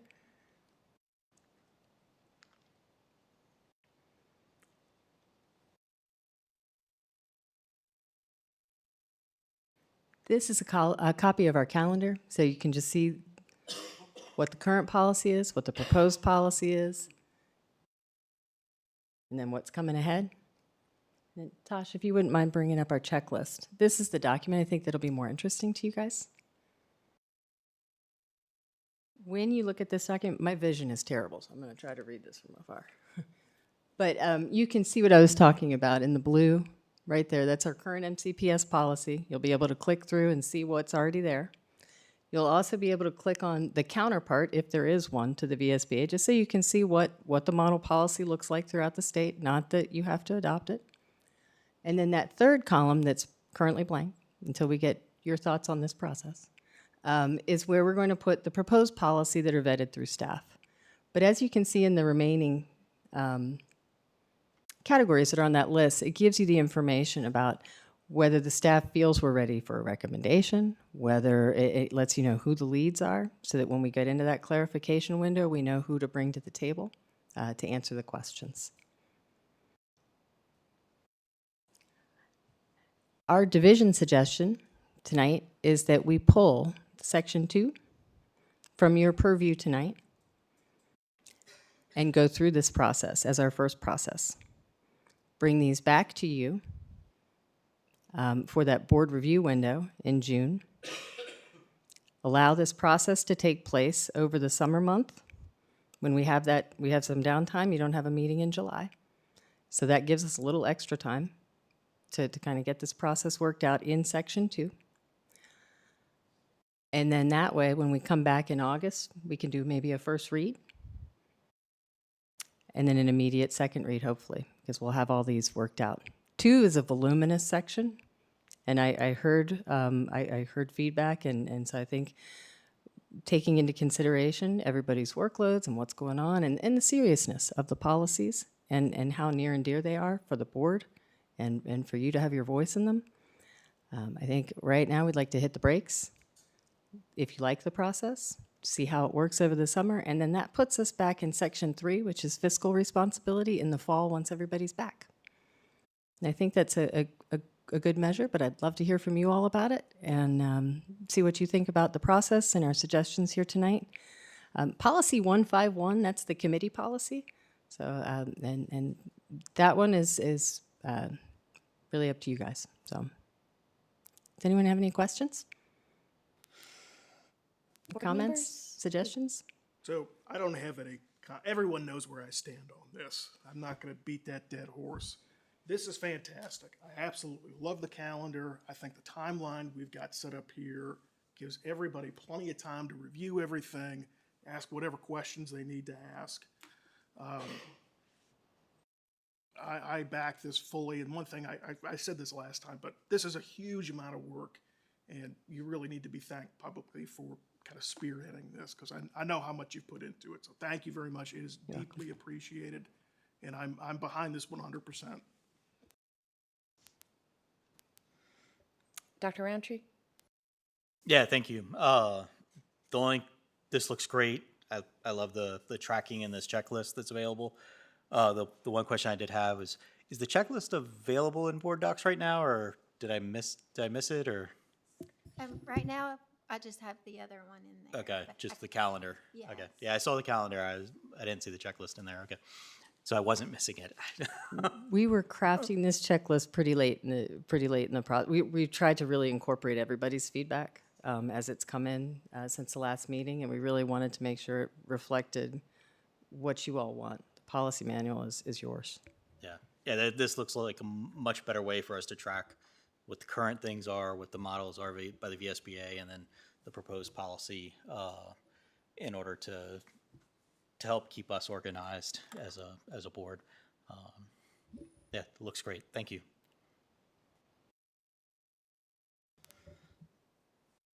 Franklin? Yeah, again, I love the being able to see our policy, VSBA policy, and then what the proposed policy is all in one place. Yep. Because I was going crazy clicking back and forth. So thank you. Other board members? Ms. Barton? Yeah, thank you. Leah, this is a tremendous amount of work, and I know we have a tremendous amount of work in front of us, but this seems super fair to everyone, to you guys and to us. Just reflecting on what I've heard my board members mention in previous meetings. The way you've got this set up in the checklist makes it so easy for us to be able to go from current to VSBA, and we've got the dates and we've got comments, and so I know you've taken a lot of time to do this, and I can't tell you how much I appreciate it. It's going to make it a whole lot easier for me. I know that. So just thank you, and I think this would be a great way to start and continue this process. So thank you very much. Just thanks as well. Looks great. Thank you for all your work. So a couple of thoughts and questions. So all the policies need to be reviewed every 5 years. Mm-hmm. Have you talked about, okay, so let's say we go through all the policies in 2026, 27, then 5 years we'll have to go through the entire process again. Have you discussed or thought through staggering it so that you're doing chunks over a slightly longer period of time, and that way when it comes to the review, you're not having to review the whole policy manual at the same time? Very much so. One of the columns in our spreadsheet is the year of the policy. So one example would be the student conduct policy. That's really going to be up to the board whether you want to do that again or not. We've already done that. And there are many policies. I can't tell you off the top of my head how many, but I've seen several that are within that 5-year window. So it would be up to the board, and we can skip those for now, just in the sense of brevity, and just attack the ones right now. What I'd like to do is, as we're building the spreadsheet, is go ahead and just build it with all of our policies so that those dates are in there and that we're keeping, that's why we're putting that column in there with the year there, so that we're constantly keeping that in our purview here going forward. So hopefully we'll end up with somewhat of a staggered, but yes, I think we need to really bring back these policies, maybe next year for some of them. Because this process, it's going to be hard to get through all of these policies in 1 year. We talked about the timing of that last time. And so I think by having the year there, that'll give you guys kind of an idea of what's coming and what you want to focus on. And this spreadsheet, once it's all built out, will really give the power to you all. You can say, hey, you know what? This section, 50% of it's fine. We're only going to address this part because that's out of a compliance, and it'll allow you to skip around if you need to. But it'll let you drive the train a little bit easier. But yes, sir, we are very, very keeping right up in the forefront that we do not ever want to end up in this position again. And so this tracker will end up living a long life. It's not just for this cycle. This is a living, continuous document. Yeah, I appreciate that. I do wonder, so yeah, there are policies we've updated in the last several years, and we don't need to review those. Correct. But if we do the whole policy manual in 26, 27, 5 years from now, we'll go through the whole process again. And so I was like, should we be staggering it so that over a 5-year period, you're going through all of the policies and doing that basic review, so you'd never have that, we're facing a year. I was like, oh my goodness, we need to review all of our policies again because it's been 5 years. So I was just thinking about Well, when you think about Section 2, for example, we're going to start that with you all getting that one in June, right? But then you've got to have a month to preview, and then it's going to take some time to get through the policy. So for just Section 2, if you look at what we're doing, that's going to be 3 or 4 months, and that's if we go right through and there's no slowdown. And 2, as you saw, is pretty voluminous. 3 is bigger, and they get bigger after that. And so, again, I would go back to the idea that I don't see a mathematical way that, given the process, that we get even close to getting through the policy manual in 1 year. So I think the process itself is going to do what you're talking about. It's going to stagger this out. Okay, yeah, so I was wondering if there was like a longer schedule, because I know, and you've got to build that out. A couple of other things. So I was looking again, I think we're closer to what the policy manual says for the process. And I just want to get your thoughts on, to make sure that I'm understanding this. So the way that the policy is written, that there's a recommendation, and to the superintendent and to the board or to the board chair, it's distributed to the school board, but then the school board directs the administration on what to do. So it seemed when I was going through the slide deck that the idea is that the board doesn't actually direct the administration, but just is able to, over that month period, to ask questions. So as I was reading and comparing it to the policy for the revisions, it didn't seem to, it's closer. And the reason I'm asking that, because I thought that we need to prepare for Section 2, there were several policies that I actually flagged and was like, oh, we should talk, because we would need to give direction to the administration if there was a consensus for the board. Because you're always, the administration is always acting on behalf of the board, so the board gives direction, and so that's what I'm wondering about. Yeah. So you do have that capability, right? It's part of you coming in and having those discussions and providing feedback, both first individually, right? You'll be meeting with our different department leaders, because we're gonna work down to whoever it impacts, ask questions so that you're ensured that we've gone back through our staff And we've asked them about these policies that most impact them, and then you'll also have impact on shaping those policies, right? First individually, and then once you get to the, first reading, that's when you can open these things also up to discussion, and they can be augmented even more, right? So there'll be that opportunity is kind of built in during those 20 days. Right, but that's only with individual board members, but the policy is not written that way, and the way that it's written is that the board, as a board, directs the administration on what to do in the next steps. So I think the calendar is good, and having that process in place. Yeah, so that would be this meeting right here, and you guys agreeing that you're directing us to follow this process going forward to get us up to date on these policies. Right, but it doesn't follow what the board policy is on revising or amending board policy. So what we're asking you to do is to direct us now to use this. Well, then going forward. So in other words, you're following your policy because you as a board will agree that this is the practice that we're going to use to go forward, mainly in the fact that we're so far behind. I appreciate that, but so ultimately would be to suspend the policy, because if it doesn't comply with the policy, then a decision has to be made what to do with the policy. So that would be up to the board. There would either have to, would you like to jump in? I would. You don't get to pick and choose what you ignore. And that's what's happened here. We have to come back into compliance. We can't just say, hey, I like this policy and then ignore everything else. Compliance first. And here's the other part about the calendar that I really like. We're able to space this out, and it's going to naturally fall into place and let the next group of people follow along with it. And that has to be number one. We've got to get back into compliance. We can't just say, I'm upset about suspending one particular policy to ignore getting back into where we need to be. And that's where I am with this. We've got to do it.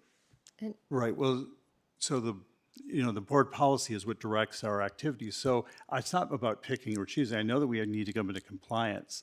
So the administration at the board's direction can put forward a motion to suspend that policy, but it's important that we honor the policy. I know we need to come into compliance, but we can't just say, oh, what we want to do doesn't quite comply, so we'll just move forward at the board's direction. The board is compelled by board policy, just like our employees are, just like students are, just like parents are. That can come forward, but that's a formal board action. It's not something that you just do informally.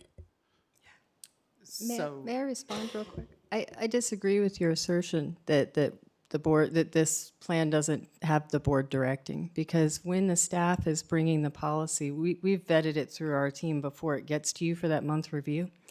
And that month review is there for you to come in, have those conversations, but on the first read, you are directing. You can tell us, hey, I don't want this policy. I do want this policy. Change section 1, replace section 3. And so what we're doing is we're giving you that month to come in and ask questions after it's been published, so that you have the full information to go into that first read and change it up if you want. It's your policy. But absolutely direct us. And then the final read comes in the second read after your direction. And that's why nothing gets passed without your direction. And so you're involved both before the final read and at the first read with your debate and your instruction, directing us how to bring it back for a second read for passage. One thing I do want to clarify, I'm sorry, go ahead. So I absolutely agree with what you said. And it seems like we have a policy change that we do need to make. As Dr. Gimple just was saying, we changed policy, 1.1-51, so that it reads that the board will follow this process for reviewing policy. And then that gets us away from the whole board from its stating specifically for your interpretation that at one time, the whole board comes back and directs the superintendent and the administration to go through and do this. Because it's what the process is right now is saying exactly that. It's your interpretation as to this not being board directed, the process that's in front of us now. So if we need to go and change the policy that says this policy review checklist is what the board will follow for policy review, then that's what we need to do. And I'm more than willing to make that motion. Okay, can I respond now since two people? So I'm just gonna, I'm just one board member. If you all want to go forward, you can. I'm just gonna read you, it's just several sentences. I'm not just making this up. Policy proposals and suggested amendments to or revisions of existing policies shall be submitted to the division superintendent and/or the school board chair in writing at least 4 weeks prior to a regularly scheduled school board meeting in which such proposals, policies, amendments, and revisions shall be read and discussed.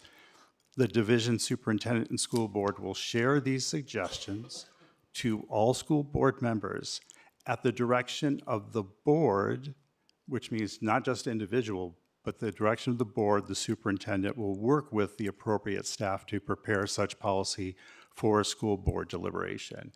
So it's not, I mean, it's just the plain language. If you all want to change that, you can change it. That's fine. Dr. Gitry, your original suggestion, though, what I heard was that you said, we can't suspend the policy. Doesn't need to be in writing unless it's not a unanimous vote. So if we get a unanimous vote, you guys can vote to suspend that policy now by unanimous vote and use the process that we're using here. If anybody would want to make that, Well, I'm right there, but one thing I do want to make abundantly clear, I do not see this as usurping any authority or power whatsoever. The ultimate decision still remains with us on what to do with it. And there's a fairly clear timeline. And we asked the division to bring this to us. We didn't provide them with a calendar. You can do what the board can do what it wants. I appreciate that. I think we're getting closer. I was trying to reconcile even some of the dates with what this says here. But I'm just one board member. I'm just pointing out this is my reading of the plain language. You can do what you want. That's fine. and I'll say, Dr. Gitry, your oversight has been very helpful too in making sure that you're using a process that is, that is proper and viable, and that we're doing what we're supposed to be doing. So you do have an option if someone wants to propose it, that we suspend the policy in order to move forward on this. It has to be unanimous vote, though. Right, and the reason, I'll give you a practical reason why I'm suggesting this, is that, so I did, because we want to give that time for the staff to work on things, I flagged a couple of things in the policy that I think that needs to be developed. And the thing is, it's one thing for me just to go in the office and be like, I think we need to add a policy or regulation. It's another thing if the board says we need a policy or regulation. And so that's why the policy is written the way it is. So for instance, one of the things that I flagged was that there's supposed to be on 237 on community relations, that there is, this is an example of how every year a policy is supposed to be reviewed, and there are instructions on that review, and I was wondering how that was going to happen if we're reviewing that policy. So there's at the very end in policy review, it talks about what's supposed to happen in that process. Another thing that I flagged was we have something on fundraisers. One of the things that I've heard from one parent is that if you're in athletics, that you have to participate in fundraisers, and there was concern about that process. We don't have a regulation, so under that policy, I was going to recommend, that's 223, that the board directs the administration to come up with regulations on third-party vendors who are used because there's concern about privacy and people and students having to give their phone numbers and their names to third parties. So I actually went through too, and I was like, there are a few areas, but I'm only a board member. I can't go to the administration and say, I would like for you to write regulations for third-party vendors for fundraisers. And so if it comes to us as a first read, well, at that point, you know, your staff has already worked on whatever revisions there are. So it's to get that feedback, that input before the revisions of a policy. So that's why I was suggesting that we consider the policy as it's written. But I'll Dr. Guitry, I think that's one of the reasons we created the calendar, because that way you can see that, for example, Section 3 is coming back to you in September, August, somewhere in there, when we publish that calendar, so that you can start with that direction. Before it even hits, before we even give you the proposed month window, you're going to know that that's coming 2 months from now. We're giving you that heads up. That's what the calendar's for. That's great. So when can the board talk about two? And if we want to make any suggestions? So What we'd like to do is come back and present our proposals on two in the June meeting. So if you have thoughts or ideas, I would provide those to Dr. Gimple ahead of that. Is that for the first reading or is that for the initial That's for proposal? your proposed month. Okay, because I was looking at the schedule and it said first reading was on, for section 2 was, Those will all change if the board wants the process. That's what, when I first came up, what I suggested, what the division wanted to do is, we were ready to go on 2 with VSBA because of the way 2 is. yeah. But we heard back from you, took your feedback into account, and so that's the first thing we said tonight, was we'd like to pull those and use those and put them through this process first. So this is that heads up time, hey, 2's coming. So 2's coming in June. So that way you can give whatever direction you'd like based on this calendar notice. And we're gonna go back to the school board and vet these through all of our directors so that we get all of the collective hive mind of MCPS on these section 2. And then we'll put that in the proposed section. And then that way, between your direction and the staff, the proposal, hopefully we're close, but if not, you have a month to come in, ask questions, and get some more information. And then at that first read, if you're still not happy, kill it. It's your policy. We can also form a committee, and you and I can go through this stuff. We can have 2 board members there. It's not a FOIA violation. I'm down. I'm serious. You can go with it. Come on, we'll go through it. We can do 2, you and me. Let's get it done. We can have 3, I think, on a committee. Let's go ahead then. Next agenda item. Is it really? Thank you for your patience, everyone. I wonder. I think that would be perfect. I'm there. I'm there. Love the policy manual.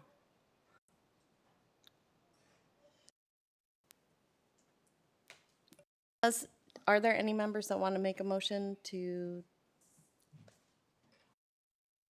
suspend?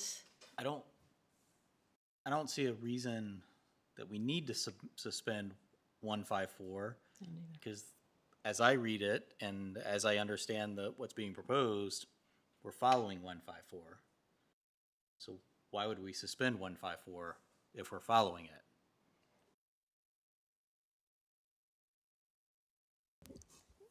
Well, what you just presented was a little different from what's on the calendar, what you just presented, unless I misunderstood, is closer to Everything there's 519, that's today. Those were presented to us today.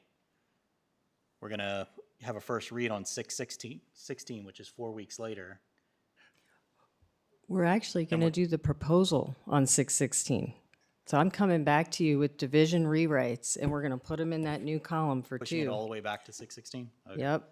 And then that gives you that whole, we're trying to really embrace what y'all wanted and let you get into this policy manual and have at it. But because 2 was so voluminous, we wanted to make sure that you all were really comfortable with it. And so because of that summer break, it looked like this would be a great time to do this one. It's not a real big one compared to the rest of the manual, but it's a good time for us to get the process worked out before we head into the fiscal section in section 3. And hopefully that'll move a little quicker. And we won't have that month off in July going into section 3, so we'll pick up some pace, but this will give us some time to kind of scaffold the process a little bit as we move forward. Okay. Yeah, even as written, I think it follows 154 from my understanding of 154, but maybe I'm missing something.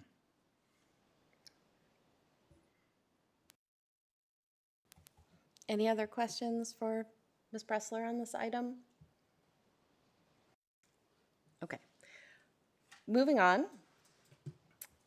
The administration brings back policy 1-5.1 to establish school board committees.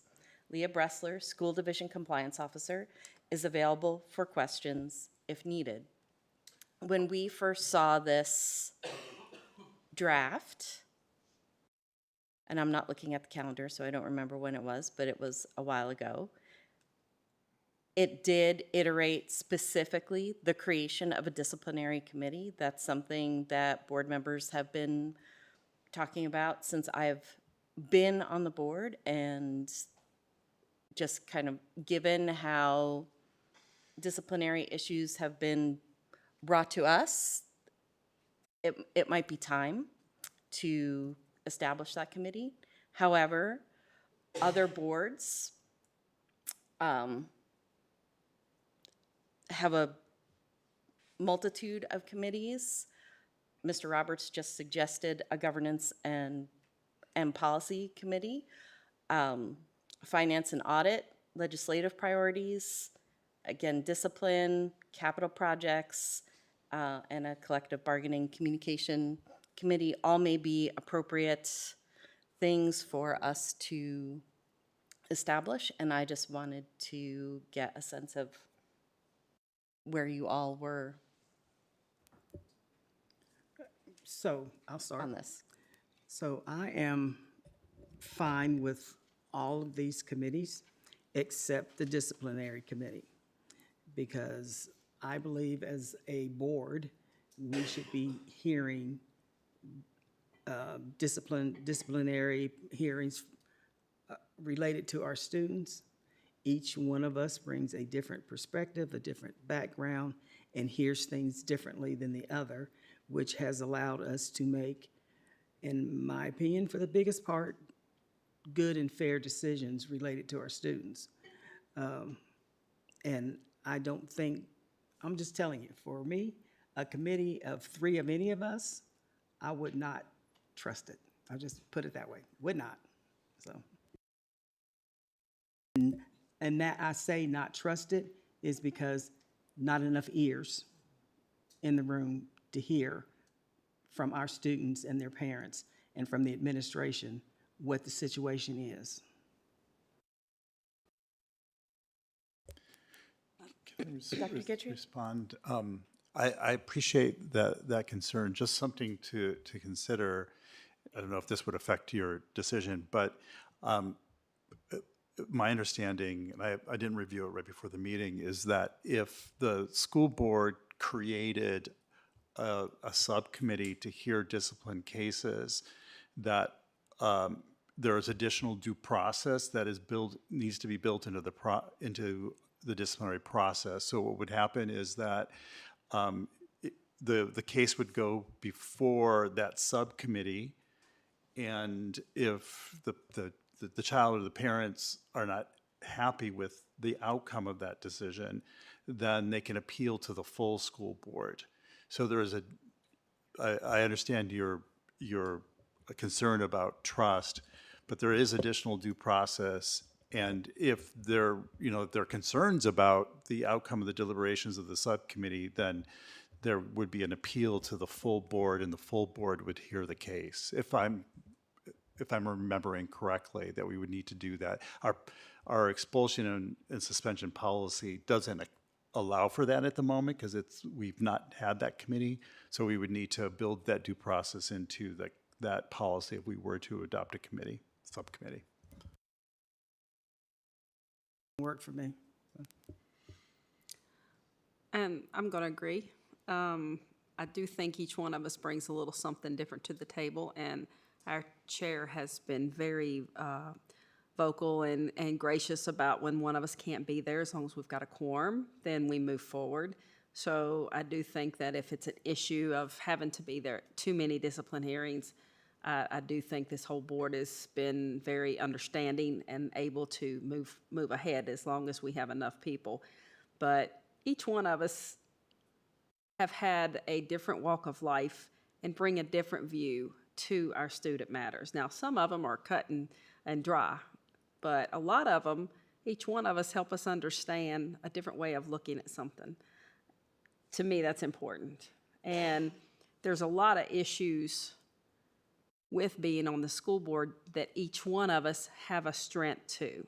And sometimes the discipline and the students and the community is one of our strengths. So, and you can say, well, then you could be on that committee, but I do think we've had many discipline hearings that our minds have been changed by hearing what our fellow board members have to say. So I think that's important.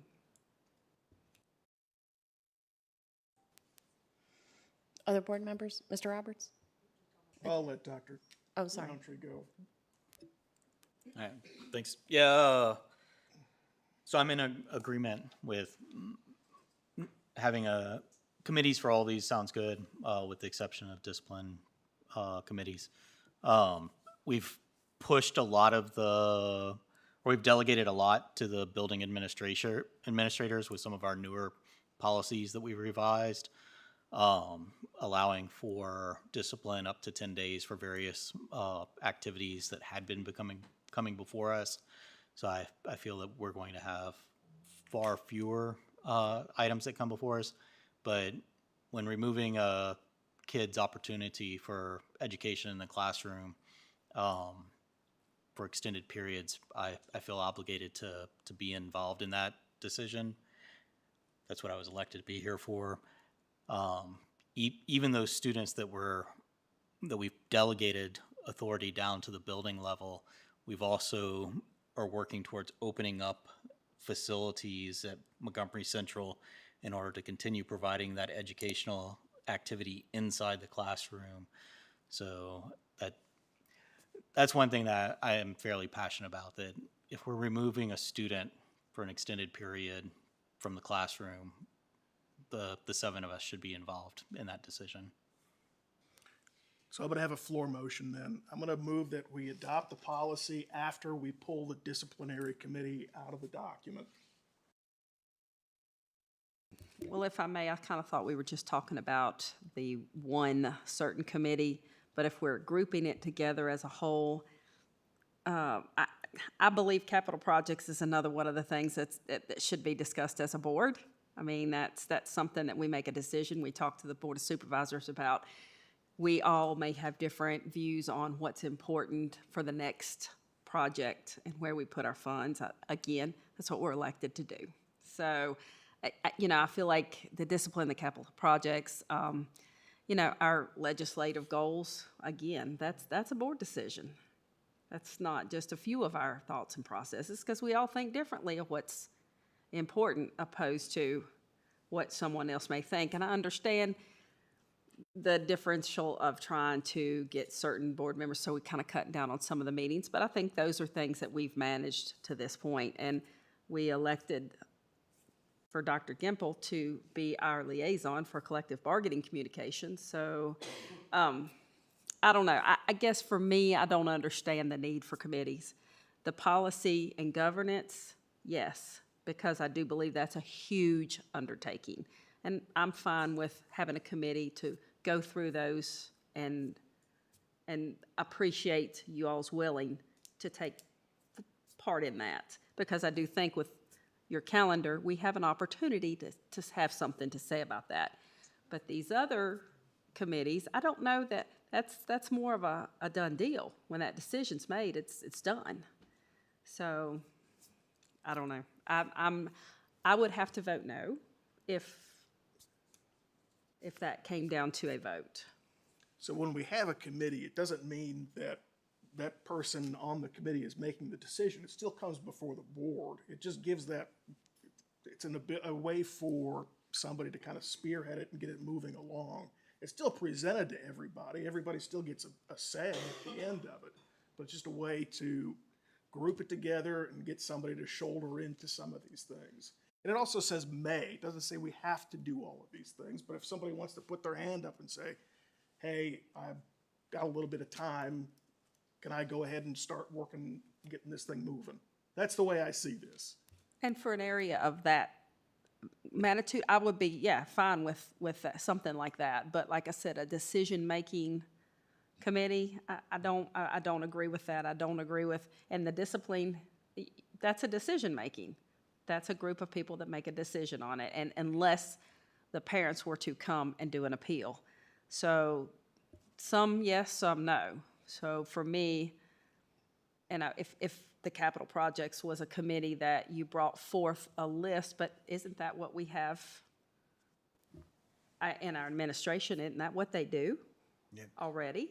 I could probably answer that. So right now, we have a capital project committee that's developing the CIP. And so you would just attend those meetings, right? And you'd be able to report back during your board member committee reports. You would just say, I attended the last 2 CIP development meetings and they're making good progress, and give whatever details you want. It's not that you're making decisions on behalf of the board. It's just that you're a part of that committee. Same thing with like collective bargaining communication. We have communication meeting tomorrow.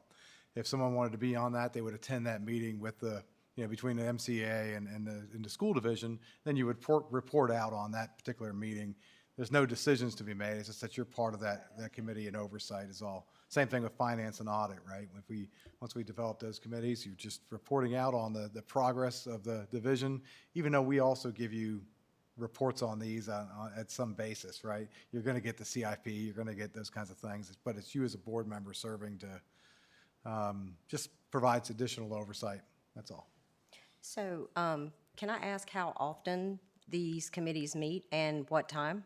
Yeah, it varies, right? It varies by the committee. Like the collective bargaining communication is once a month.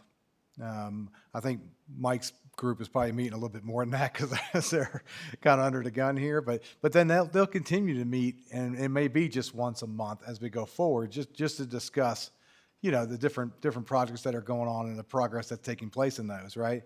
And so then you all, when you come back here to a board meeting, you just give that report. Hey, during this meeting, we discussed these projects. Here's what's going on, and but you're not providing, like I said, you're not voting on it or anything like that. You're just attending those meetings and just providing, some board overview of them. So it depends on what committee. Some of them meet more often than others, and these are mostly during the day, correct? Yeah, for the most part, or right after work, because you have teachers involved with a lot of these too, and so they have to be after work. Like collective bargains at 5:30 tomorrow. Okay. Right. So I think for me, I was almost going to say committee for discipline, but then I hear Ms. Franklin, and she makes extremely valid points, because I think my mind has even been changed in a discipline hearing before. So I know we have an awful lot of them, and I know it's not a lot of fun, and I think we looked into it because of the amount and the time that we were having to spend on it, and I totally get it, but she makes a really good point. I think it's good that we all bring a different perspective to the table on that. I think my issue with some of these other ones that kind of concerns me is a line between the governance and the management.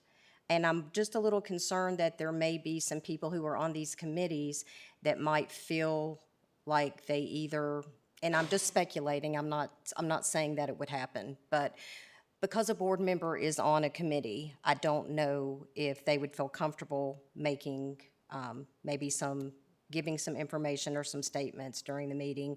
I don't want any of our administration to feel uncomfortable because of board members present, and not saying that they would, but I just risk the overstepping part because I do feel like we have hired these people and I trust them on their on their job and what they bring to us. And I do know, at least for me and Ms. Bond, I know that it would be very difficult for us to be able to do anything extra because of when these are and during the day. So I feel like part of the board might feel like it's not very fair because technically we wouldn't be able to really serve on them, as opposed to maybe other members who have more free time that could do it. Not to say that they shouldn't because they have more free time, but I was just trying to throw my thoughts out there. So I don't have like I said a second ago, let's pull the discipline committee out of there. And again, this is not mandatory. This is if somebody's got some time and they want to be part of this, awesome. It's just a way to help facilitate it. It's not mandatory. It still comes before the board. And the way I read this is the board still would have to say, go ahead, you can be on that committee. It's a way to get things moving. So can I give a little history? So the board did have board members who participated on committees, calendar, insurance, and several others. I was on the insurance committee for several years, and I would have to run from work to get here in time to be at that meeting. And for some reason, at some point, a board decided they didn't want to do those anymore, and they went away. But to your point about folks not feeling comfortable with having a board member there, let me tell you, during those insurance committee meetings, and sometimes I would interject things that the board had suggested or thought about, folks had no problem telling me what they felt about that. And it was also good for me to bring back to the board when we were having those discussions what the conversation was during the committee meeting to help them understand just how strongly the committee felt about a decision that they had recommended or not recommended.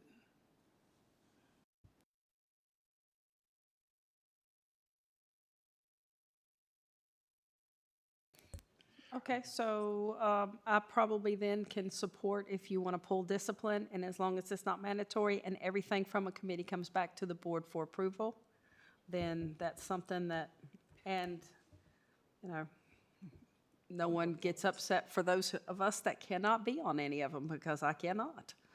Absolutely not. You know what I'm going to say. I'm going to volunteer for the policy. Yeah, it's just, And what you're saying. I just can't. Yes. So. Okay. So a long time ago, I was a proponent of having committees. One of the ideas of having the committee is that you deepen relationships with the school board office, with directors. And this is different than the way what I imagined was happening before, where you had some advisory committees. These would be different than advisory. Well, some of them were advisory. Were they, like the calendar, isn't that a accommodation? Sorry. Okay. Okay. So these would be different than the advisory committee appointments. If we form these would be direct relationships between the school board members who are on and the directors and the administration who would work together in these areas. That's my understanding of how committees, because I saw some training from VSBA on committees, and that's one of that's what they were advocating, is that actually is supposed to encourage relationships with directors in the central office. I mean, my suggestion is maybe not to put all of these on, and if people are going to be on these committees, then it would be a formal process where they would, because it has to be the will of the board who's going to be on. And they report back to, it's very specific language that's used with the committees, is they report back to the board. In no time can these, I mean, it's different with the discipline if you go through that process because of due process, but in general, we make decisions as a board, as I was just pressing a little while ago, not as individual members or even if it's a subcommittee. So my recommendation is if we're going to do it, maybe not do all of them, and see how it goes, because I know that you're implementing with the finance and audit, you're putting together your own committee or a process right now. I mean, I guess a school board member could be on that. So I don't know if we want to try a couple of committees and then see how they go before putting them all on, because it wouldn't make a whole lot of sense to have all these committees and they're just not functional if we put them in the policy.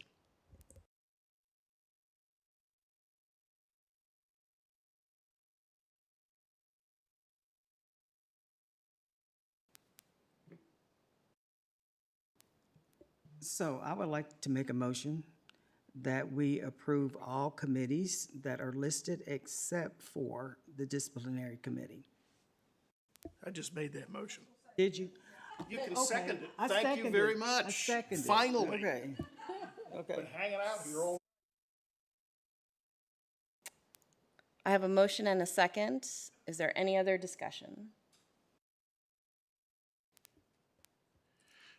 Are you suggesting that we swap out this sample policy, or we build these committees into our existing policy?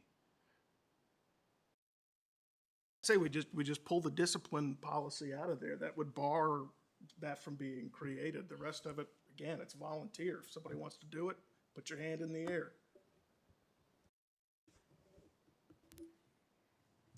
I don't have the existing policy in front of me, so.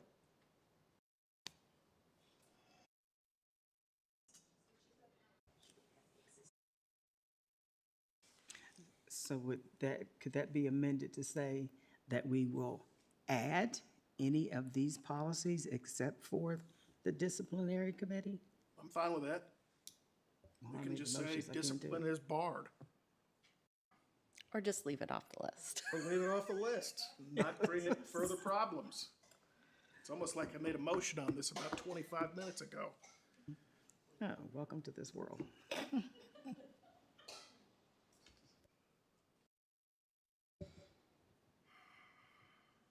So we would add the establishment of these committees to our existing policy.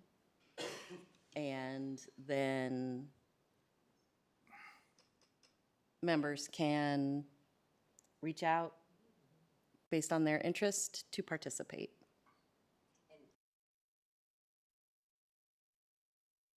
To clarify, is it 2 members? Correct? No more than 2 members per committee? Per committee. Okay. So this is basically a replacement of 1-5-1.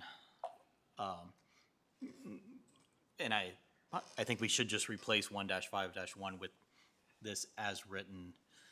The other one says that there are no committees and basically says that special committees can be created, or temporary committees can be created by the chair and the board,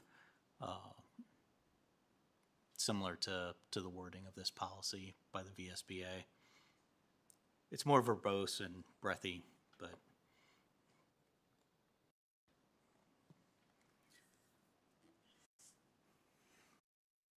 Okay, so we have a motion and a second on the floor. I call for the vote.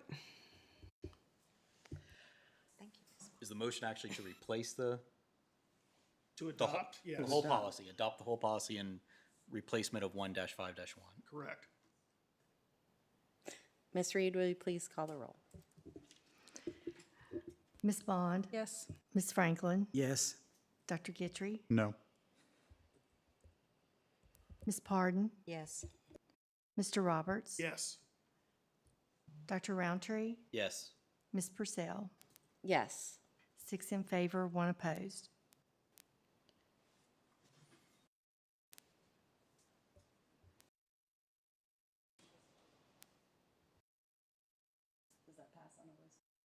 Yeah, it was in writing. Is in writing. Okay. Motion carries. Okay, so, Ms. Bressler. I think we've mooted this last one Okay, with our earlier decisions with the process. I don't think we have to go through these right now. We're gonna bring back Good. just a whole new thing for you start the whole thing in June for you. excellent. That's okay with you guys? Thank you, yes. I'd really like to keep talking about it. I don't know. Thank you for your hard work and for being here tonight.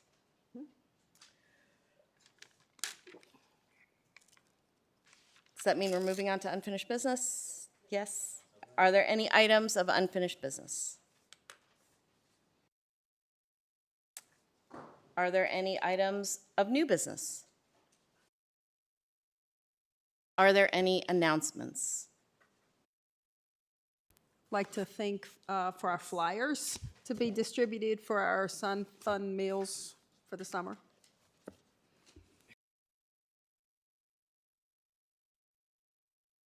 Any other announcements? I don't think we're meeting again until after graduation, so many happy congratulations to our graduates, and happy end of the school year to all of our students, staff, and faculty. Our next board meeting is June 2nd. Agenda prep will happen on Friday of this week. And I adjourn this meeting at 9:51 p.m.